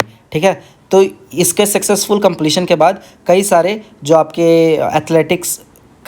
आपके लेजेंड्स थे, टॉप स्टार्स थे, कई सारे जो वर्ल्ड है उन्होंने अप्रिशिएट किया। अब इंडिया भी उन सारी कंट्री के लिस्ट में आ गया जो कि एक सक्सेसफुल स्पोर्ट्स इवेंट ऑर्गेनाइज करने की क्षमता रखता है, राइट। और ये कब से हुआ था हमारे पास, कॉमनवेल्थ गेम के बाद से। तो जब हमने 2010 में कॉमनवेल्थ गेम ऑर्गेनाइज किया था ना सक्सेसफुली, हालांकि उसमें घोटाले बहुत हुए थे, लेकिन अगर इवेंट वाइज देखा जाए तो काफ़ी सक्सेसफुल रहा था। तो उस टाइम से बाकी कंट्रीज़ को ये बिलीव हो गया कि जो इंडिया है उसमें भी क्षमता है इस टाइप के बड़े से स्पोर्ट्स इवेंट को ऑर्गेनाइज कराने का। ठीक है, अब आप सोचते हो कि स्पोर्ट्स इवेंट तो कोई भी कंट्री ऑर्गेनाइज कर सकती है, लेकिन ऐसा नहीं होता है ना। किसी भी स्पोर्ट्स इवेंट को ऑर्गेनाइज कराने के लिए बहुत सारी फंडिंग लगती है, बहुत सारा प्लानिंग लगता है, बहुत चीज़ें इन्वॉल्व होती है इसमें, है ना। तो हर कंट्री ऑर्गेनाइज नहीं कर सकती है, लेकिन इंडिया उन कंट्री में से एक है जो कि इस टाइप के बड़े इवेंट्स को ऑर्गेनाइज करने की क्षमता रखती है। इसलिए देखते हो जो अभी 2036 वाला जो ओलंपिक्स है वो भी इंडिया में कंडक्ट कराने की बात की जा रही है। So by hosting the world para athletic championship 2025, India has entered a space usually reserve for elite and established organization field celebrities in the sports world. ठीक है, The iconic Jawaharlal Nehru Stadium has been witness to 2010 World Commonwealth Game that included para-athletics as a medal event, but this WPSC has forked India's capability to seamlessly host an international event to a different level. फिर यहाँ पे India का कितना medal आया तो ये भी देख लो। इंडिया के पास 22 मेडल आया, जिसमें 6 गोल्ड था, 9 सिल्वर था और 7 ब्रॉन्ज मेडल था। ठीक है, फिर ये लाइन भी बहुत इंपॉर्टेंट है। The telling rise in the performance of India para athletes is clearly a reflection of the government support towards them in WPA world para athletic Games 2025, 15 athletes under the government target Olympic podium scheme and one from Khelo India program finished among the medals. 23 tops group athletes and 22 Khelo India athletes competed at WPAC 2025. तो ये कुछ event के detail थे, आप चाहो तो read कर सकते हो। बहुत ज़्यादा इंपॉर्टेंट नहीं याद करने के लिए, मेडल वाला याद कर लेना। और बाकी इस न्यूज़ का कॉन्टेक्स्ट आप समझ गए क्या बताना चाह रहा था। इंडिया को एक पॉजिटिव लाइमलाइट में शोकेस करने का प्रयास है कि इंडिया भी अब उन कंट्री में से एक बन गया जो कि एक बड़े इवेंट को अच्छे से ऑर्गेनाइज कर सकता है। फिर देखो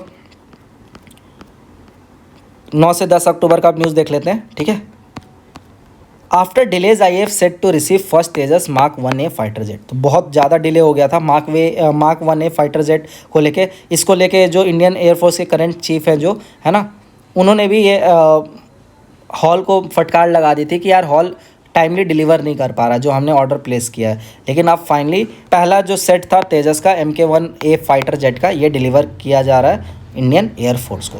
तो मार्क 1A आपका LCA तेजस का ही एडवांस वर्जन है। ठीक है, पहले मार्क 1 था, अब मार्क 1A, इसमें कुछ एडवांस फीचर इंटीग्रेट की गई है। So HAL contract to deliver 3 Tejas mark 1A aircraft originally scheduled to be begin in February 2024। तो 2024 से शुरू हो जाना चाहिए था, लेकिन इतना सारा डिले फेस करने के बाद, और ये डिले भी क्यों हुआ था, आपके इंजन डिलीवरी में बहुत लेट हो गया था फ्रॉम जनरल इलेक्ट्रिक एरोस्पेस। तो इंजन डिलीवरी में डिले होने की वजह से जो आपके फाइनल जो एयरक्राफ्ट का डिलीवरी है उसमें डिले हो गया। तो 2024 में होना था, अब जाके डिलीवरी हो रहा है इसका पहला बैच। तो यहाँ से जो इंपॉर्टेंट है वो ये है कि LCA तेजस जो मार्क 1A है, ये आपका 4th जनरेशन का एयरक्राफ्ट है, ठीक है। उसके बाद इसमें क्या क्या चीज़ें हैं, so it has mid air refuelling capability which helps increase the range the single engine fighter jet. तो मिड एयर रिफ्यूलिंग कैपेबिलिटी क्या होता है, तो जैसे जो फाइटर एयरक्राफ्ट है ना, तो इनका मान के चलो अगर लॉन्ग ड्यूरेशन का फ्लाइट करना है तो ये क्या करते हैं कि मिड एयर रिफ्यूलिंग करते हैं। मतलब जो एक रिफ्यूलर एयरक्राफ्ट होता है उसमें से ऐसे एक निकलता है तार जैसा और इनको हवा में ही रिफ्यूल कर देता है, राइट। तो ये बहुत एक इंपॉर्टेंट टेक्नोलॉजी होती है, हर फाइटर एयरक्राफ्ट में देखने को नहीं मिलता है, लेकिन LCA तेजस मार्क 1A में है। फिर an upgraded radar warning receiver, तो रडार वगैरह जो भी है इसमें अपग्रेड कर दिए गए हैं। उसका जो मैप जनरेटर्स हो गए, स्मार्ट मल्टी फंक्शन डिस्प्ले हो गया, ये इसमें इंटीग्रेट कर दिया गया है। और बाकी स्पीड देख लो, speed 2205 kilometre per hour, length इसका इतना है। तो लेंथ वेट ये सब याद करने की नीड नहीं है आपको, बस एक मेजर याद कर लो किस जनरेशन का है। बेसिकली 4.5 जनरेशन का, मैंने गलती से आपको 4 बोल दिया, 4 आपका तेजस मार्क 1 था, ठीक है। तेजस मार्क 1 है आपके 4.5 जनरेशन का है। और बाकी ये सब जो टेक्निकल डिटेल्स है ये आप थोड़ा बहुत देख सकते हो, लेकिन अगर आप इंडियन एयरफोर्स की तैयारी कर रहे हो, FCAT वगैरह दे रहे हो, तो आपको ये सब डिटेलिंग थोड़ा सा पता होनी चाहिए। ये आपको एक एज देगा अदर कैंडिडेट के मुकाबले। फिर देखो आगे, Indian navy commission static firing facility Trinetra at naval station Bheemunipatnam. तो ये बहुत इंपॉर्टेंट न्यूज़ है।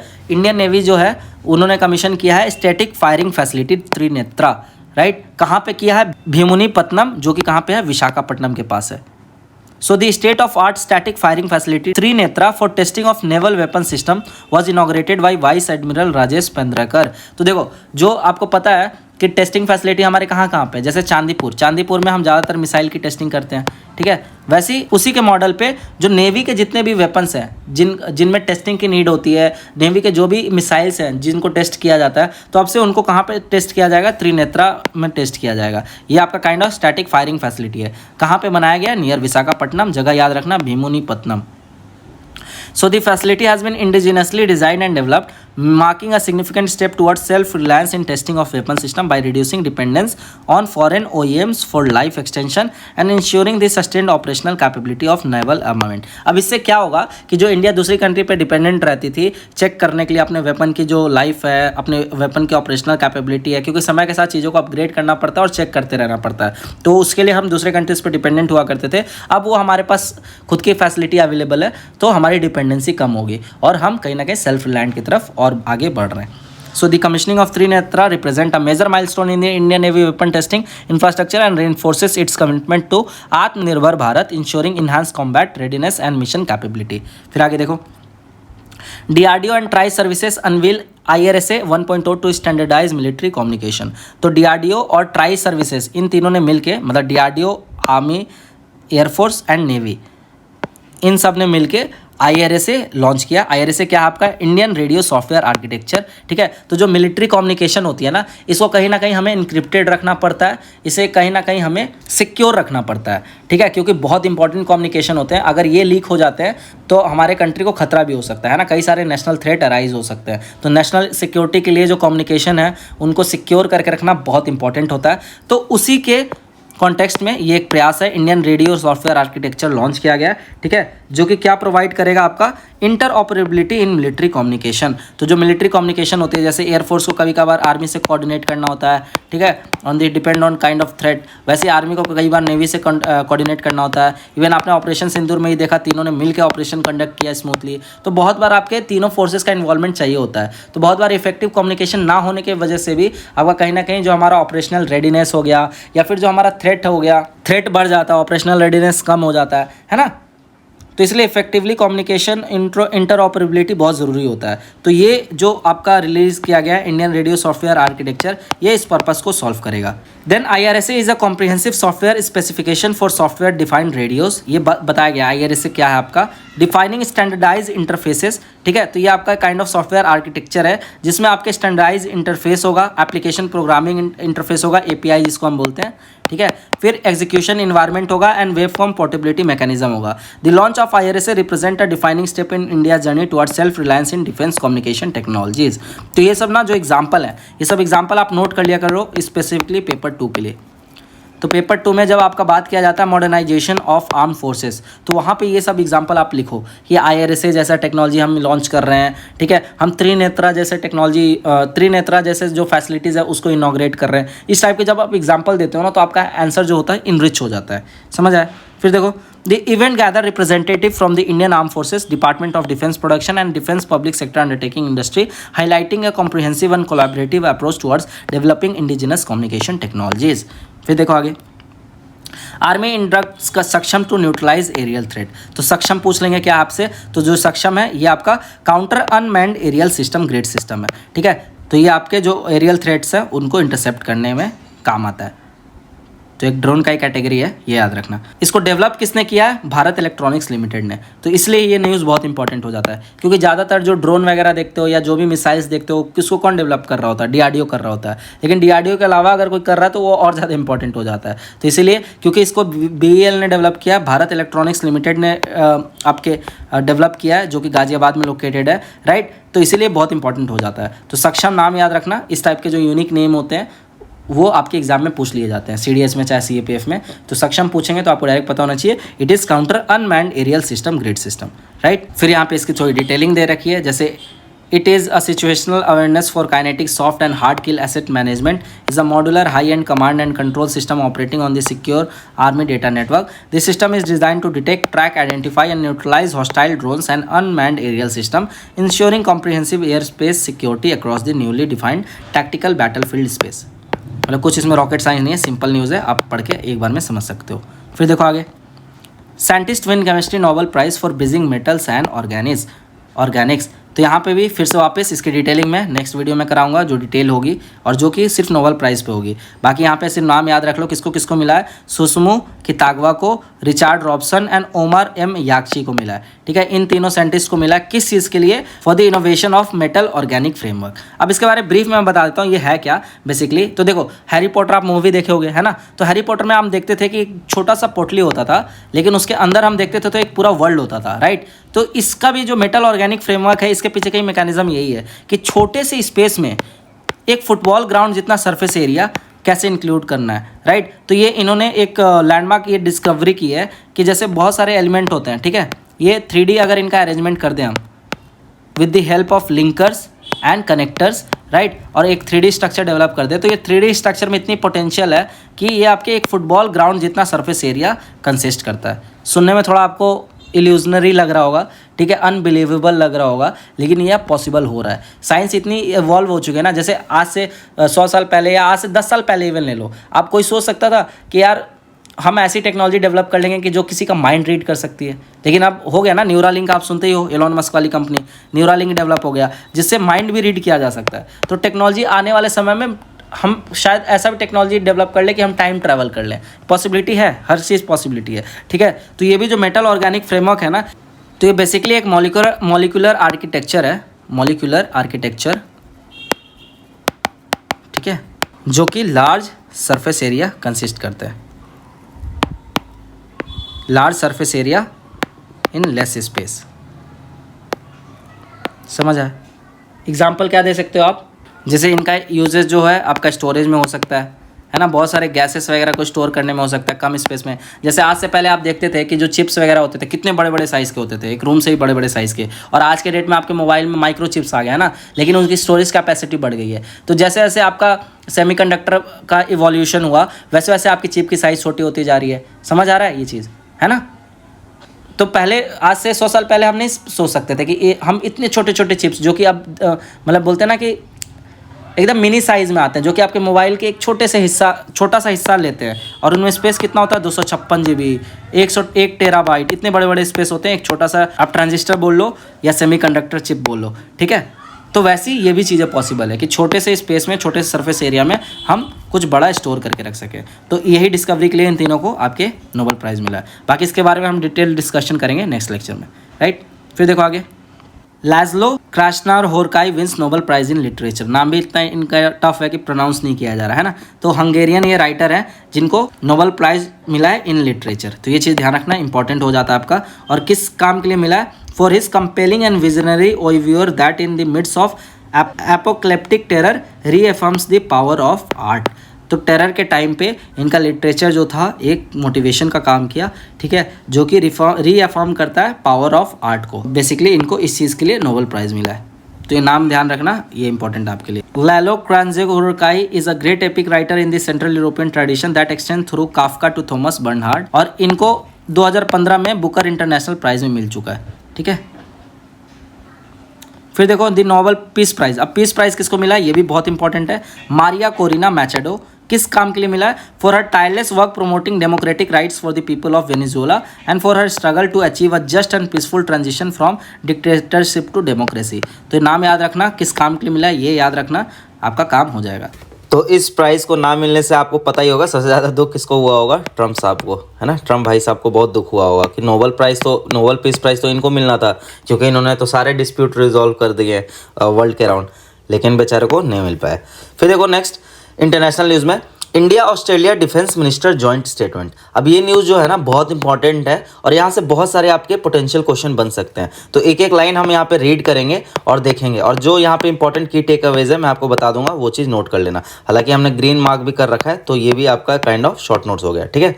तो देखो, रक्षा मंत्री Shri Rajnath Singh held a bilateral meeting with Australian deputy prime minister and minister for defence mister Richard Marles on October 9, 2025। तो एक डिफेंस मिनिस्टर के बीच में जॉइंट मीटिंग हुई इंडिया और ऑस्ट्रेलिया के। Joint maritime security collaboration road map to advance maritime cooperation and look forward to prime ministers renewing and strengthening the joint declaration on defence and security cooperation. तो ये सारे मुद्दों को लेके ये सारी जॉइंट मीटिंग्स हुई। और आपको ये भी चीज़ पता होनी चाहिए कि हमने इंडिया ऑस्ट्रेलिया के बीच में ऑलरेडी हमारा फ्री ट्रेड एग्रीमेंट बहुत पहले ही साइन हो चुका है ना, लास्ट ईयर ही साइन हो चुका था। Then ministers welcome the signing of the Australia India implementing arrangement on mutual submarine rescue support and cooperation. तो जो आपका submarine rescue support and cooperation है, इसके लिए भी इंडिया और ऑस्ट्रेलिया के बीच में पैक्ट साइन हुआ। And also Australia India implementing arrangement on air to air refuelling sign in 2024। तो इससे आप समझ सकते हो कि इंडिया और ऑस्ट्रेलिया के बीच में जो डिफेंस टाई है वो स्ट्रेंथन करने के लिए कई सारे स्टेप लिए गए। Then Australia welcome India participation in Australia's exercise Talisman Sabre. तो ये आपसे पूछ सकते हैं कि तालिस्मान साबरे किसका एक्साइज है? तो ये ऑस्ट्रेलिया कंडक्ट कराता है आपका, ठीक है। इसमें इंडिया ने पार्टिसिपेट किया and look forward to India's participation in 2027 as well, ठीक है। Then they welcome the royal Australian air force participation in the Indian air force exercise Tarang Shakti. तो एक्साइज जो तरंग शक्ति इंडियन एयरफोर्स कंडक्ट कराती है, तो वहाँ पे रॉयल ऑस्ट्रेलियन एयरफोर्स ने भी पार्टिसिपेट किया। तो आप देख सकते हो कि जैसे जो ये एक्साइज कंडक्ट करा रहे हैं वहाँ इंडियन एयरफोर्स ने पार्टिसिपेट किया, जो इंडियन एयरफोर्स आपके कंडक्ट करा रही है वहाँ पे आपके ऑस्ट्रेलियन एयरफोर्स ने कंडक्ट करा है, right. Then also India welcome Australian invitation for participation in submarine rescue exercise Black Carillon. तो ये ना डायरेक्ट आपसे एग्जाम में पूछ लेंगे एक्साइज किस चीज़ से रिलेटेड है। लाइक तालिस्मान साबरे, तो ये आपका ऑस्ट्रेलिया कंडक्ट कराता है। एक्साइज तरंग शक्ति ये आपके इंडिया कंडक्ट कराता है। और रेस्क्यू एक्साइज ब्लैक कैरिलॉन ये किस पर्पस के लिए? आपके रेस्क्यू सबमरीन रेस्क्यू जो ऑपरेशन होता है उसके प्रिपेयर्डनेस के लिए।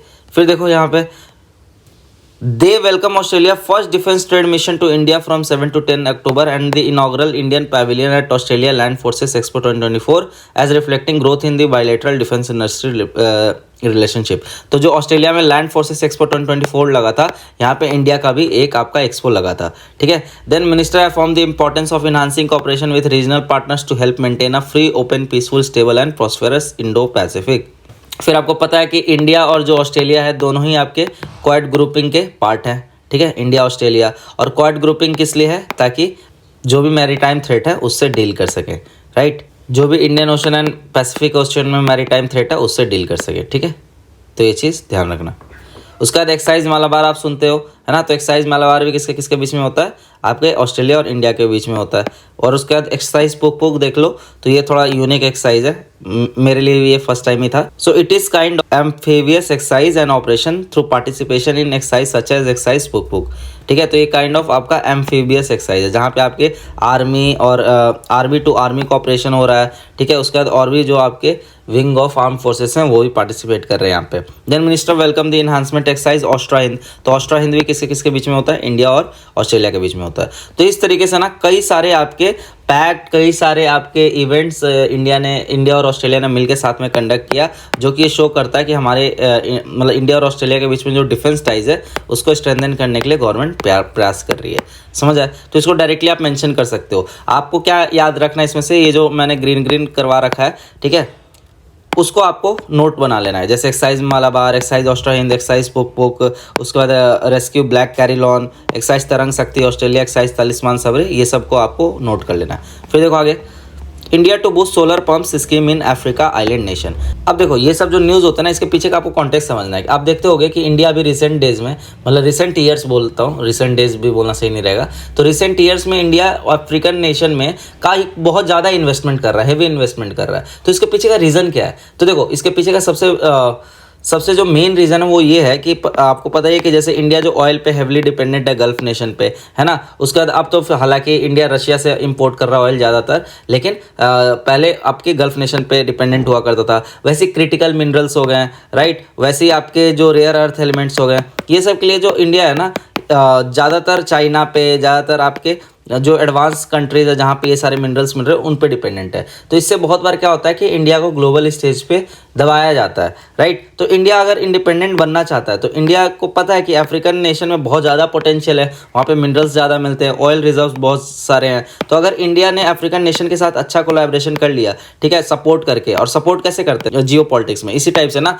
कि इंडिया ने कुछ इन्वेस्टमेंट कर रहे हैं, उनके किसी स्कीम को प्रमोट कर रहे हैं, है ना, और भी चीज़ों से हम उनको सपोर्ट कर रहे हैं। तो इससे क्या होता है कि दो नेशन के बीच का कॉपरेशन बढ़ता है। और इंडिया अगर जब अफ्रीका से इंपोर्ट करने लगे ये सारी चीज़ें, रेयर अर्थ एलिमेंट हो गया या फिर क्रिटिकल मिनरल्स हो गया या फिर ऑयल हो गया, ठीक है, एट रीजनेबल रेट, तो फिर इंडिया की कहीं ना कहीं डिपेंडेंसी जो होगी चाइना से, डिपेंडेंसी यूएसए से, ये सब इंडिया की कम हो जाएगी। ठीक है, तो जो कि लॉन्ग टर्म में इंडिया के लिए बहुत ज़्यादा बेनिफिशियल रहने वाला है। तो इसके पीछे कॉन्टेक्स्ट समझ है। अब न्यूज़ पढ़ो कि इंडिया जो है अफ्रीकन और आइलैंड नेशन में सोलर पंप्स को बूस्ट कर रहा है। सोलर पंप जो स्कीम है, जैसे आपको पता है इंडिया में पीएम कुसुम नामक स्कीम है, जिसके तहत जो एग्रीकल्चर फील्ड में जो आपके सोलर पंप्स है उसको प्रमोट किया जाता है, जिससे आपके सस्टेनेबल डेवलपमेंट तो ही हो, है ना, मतलब सस्टेनेबल एग्रीकल्चर डेवलपमेंट तो ही हो, इन्वायरमेंट के लिए फ़ायदा हो, और दूसरा चीज़ जो है फार्मर्स के लिए फ़ायदा हो। So the union government is looking to showcase the Pradhan Mantri Kusum Kisan Urja Suraksha evam Uttam Mahabhiyan programme to several African countries and island nation. Union minister for renewable energy Prahlad Joshi said on Wednesday. और आपको ये पता होना चाहिए जो पीएम कुसुम है किस मिनिस्ट्री के अंदर आता है, मिनिस्ट्री ऑफ रिन्यूएबल एनर्जी। तो ये सब मैं आपको बता रहा हूँ क्या क्या चीज़ आपके इंपॉर्टेंट है फॉर पेपर 1।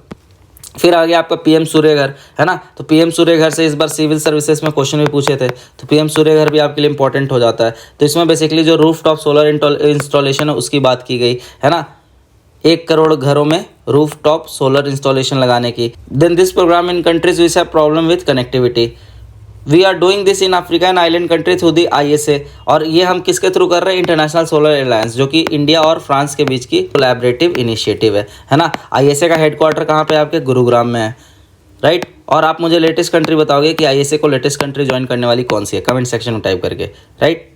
उसके बाद देखो The 34,000 crore PM Kusum program is meant to boost solar energy infrastructure in agriculture by setting up 100 gigawatt of solar power plant in farmer-owned land, launch in 2019। तो कब लॉन्च हुआ ये भी बहुत इंपॉर्टेंट है, ये भी डायरेक्ट आपसे पूछा जा रहा है एग्जामिनेशन में। तो पीएम कुसुम 2019 में लॉन्च हुआ है। इसका टारगेट था 100 गीगावाट तक सोलर पावर प्लांट इंस्टॉल करना इन फार्म ऑन लैंड, और 308 गीगावाट बाई 2022। ठीक है, लेकिन हम अपने टारगेट से मिस कर गए, तो सेंटर ने वापस से टारगेट रिवाइज किया और 348 गीगावाट टारगेट सेट किया with a deadline of March 2026, right. और अब हम थोड़ा सही पेस से चल रहे हैं। So as of September 30 only one part of the scheme where 17.5 lakh standalone solar pump were to be install has made notable progress. फिर आगे देखो, India to launch red list survey to assess in extinction risk plan to plants and animals. तो आपको पता है कि international level पे IUCN जो है ये आपके रेड लिस्ट लॉन्च करता है हर साल। इसका रेड बुक जारी होता है जिसमें जो आपके स्पीसीज होते हैं उनका IUCN स्टेटस बताया जाता है। मतलब वो आपके थ्रेटेंड है, इंडेंजर्ड है, क्रिटिकली इंडेंजर्ड है, तो उसके बेसिस पे उनको प्रोटेक्शन प्रोवाइड की जाती है और उनके बेसिस पे उनके लिए कुछ लॉज बनाए जाते हैं ताकि हम उनकी पॉपुलेशन को बचा सकें, है ना, एक्सटिंक्ट होने से। तो उसी मॉडल पे इंडिया आप लोकल बोलते हैं ना, नेशनल रेड बुक लॉन्च करने जा रहा है। तो इंडिया भी असेसमेंट करेगा और जो ग्लोबल स्टैंडर्ड्स है, मेथडोलॉजी है टू असेस दिस, वो इंडिया फॉलो करने वाला है। India is set to launch the national red list assessment of India flora and fauna। समझ आया। then this exercise is expected to go on till 2030। तो ये एक्सपेक्टेशन डेट है कि 2030 तक ये इसका चलेगा, ठीक है। इसको आप काइंड ऑफ सेंसस भी बोल सकते हो। And the project goal is to publish national red data books on flora and fauna by 2030। और इसमें हम स्पीसीज को मैप करेंगे, 11,000 स्पीसीज को स्टडी करेंगे, ठीक है। तो to fulfil our commitment under the convention on biological diversity and the Kunming Montreal global biodiversity framework. तो कन्वेंशन ऑन बायोलॉजिकल डाइवर्सिटी ये 1992 रियो समिट में ये आपका फॉर्म हुआ था, ठीक है। Then India has launch the national red list assessment initiative aligned with IUCN global standard. तो ये मैंने आपको ऑलरेडी बता दिया। अब यहाँ से आपको और 2-3 प्रोटोकॉल रिलेट कर लेना है, जैसे नगोया प्रोटोकॉल, ठीक है। तो नगोया प्रोटोकॉल में क्या बोलते हैं कि जो आपका बेनिफिट शेयरिंग होना चाहिए। जैसे फॉर एग्जांपल अगर कोई भी ऑर्गेनाइजेशन या कोई भी प्राइवेट कंपनी अगर बेनिफिट लेती है, ठीक है, किसी एंशिएंट विजडम का, तो उनको बेनिफिट शेयर करना पड़ेगा जो लोग उसके लिए रिस्पॉन्सिबल है, लाइक ट्राइबल। तो ट्राइबल के पास एंशिएंट विजडम होता था, इनसे ये विजडम लेके अपना नाम पे पेटेंट करा के प्रॉफिट बनाते हैं, तो ये प्रॉफिट शेयरिंग करना पड़ेगा, राइट। उसके बाद वैसे ही आपका कार्टेहिनिया प्रोटोकॉल होता है। कार्टेहिनिया प्रोटोकॉल में लिविंग मॉडिफाइड ऑर्गेनिज्म की बात की गई है। तो ये सब प्रोटोकॉल इन्वायरमेंट में हम डिटेल में पढ़ते हैं, ठीक है। तो जब मैं इन्वायरमेंट लूँगा फाउंडेशन कोर्स में तो वहाँ पर मैं आप लोगों को डिटेल पढ़ा रहूँगा। उसके बाद IUCN वर्ल्ड कंजर्वेशन कांग्रेस इन अबू धाबी, ये भी देख लेना वेन्यू, ठीक है। तो यहाँ से बस इतना ही इंपॉर्टेंट था। और एक थीम देख लो कि IUCN का जो इस बार का थीम था वो क्या था। Theme of the session nature promise for climate and people और call and commitment for the conservation community to Belem and beyond. फिर आगे देखते हैं इंटरनेशनल सोलर अलायंस। तो इसी के बारे में हम बात कर रहे थे। तो अभी इंटरनेशनल सोलर अलायंस का भी मीटिंग होस्ट हुआ 8th सेशन, ठीक है, in New Delhi at Bharat Mandapam, right. उसके बाद इंटरनेशनल सोलर अलायंस आपका कोलैबोरेटिव प्रोजेक्ट था इंडिया और फ्रांस के बीच का। अब तो इसको 100 से भी ज़्यादा कंट्री ज्वाइन कर चुकी है, ठीक है। और इसका पर्पस क्या है, to review progress, address challenges and align action toward one vision, affordable solar energy for all. तो जो हमारे मिनिस्टर ऑफ रिन्यूएबल एनर्जी है, ठीक है, उन्होंने क्या कहा, India has achieve 50% of its total installed electricity generation capacity from non fossil fuel sources 5 years ago ahead of its target. तो हमने ऑलरेडी अपना 50% अचीव कर लिया। तो जो हमने अपना पंचामृत गोल टारगेट किया था, जहाँ पे 500 गीगावाट का हमने टारगेट सेट किया था to generate electricity from renewable resources, ठीक है, उसका हमने 50% 5 साल पहले ही अचीव कर लिया है, राइट। और उसके बाद ये देखो, ये डेटा बहुत इंपॉर्टेंट है कि इंडिया जो है 3rd world largest solar producer बन चुका है और वर्ल्ड का 2nd लार्जेस्ट मार्केट बन चुका है in renewable energy from solar. Then Mr. Joshi said that more than 20,00,000 households have already been benefiting from solar power on their rooftop under the PM Surya Ghar Muft योजना। फिर देखो, the international solar alliance is an international organisation with 124 member and signatory countries. It works with government to improve energy access and security world wide, promote solar power as a sustainable transition to a carbon neutral future. It also promotes the use of solar energy in agriculture, health, transport and power generation sector। तो ये इसका M हो गया और ये international solar alliance के बारे में डिस्क्रिप्शन हो गया, समझ आए।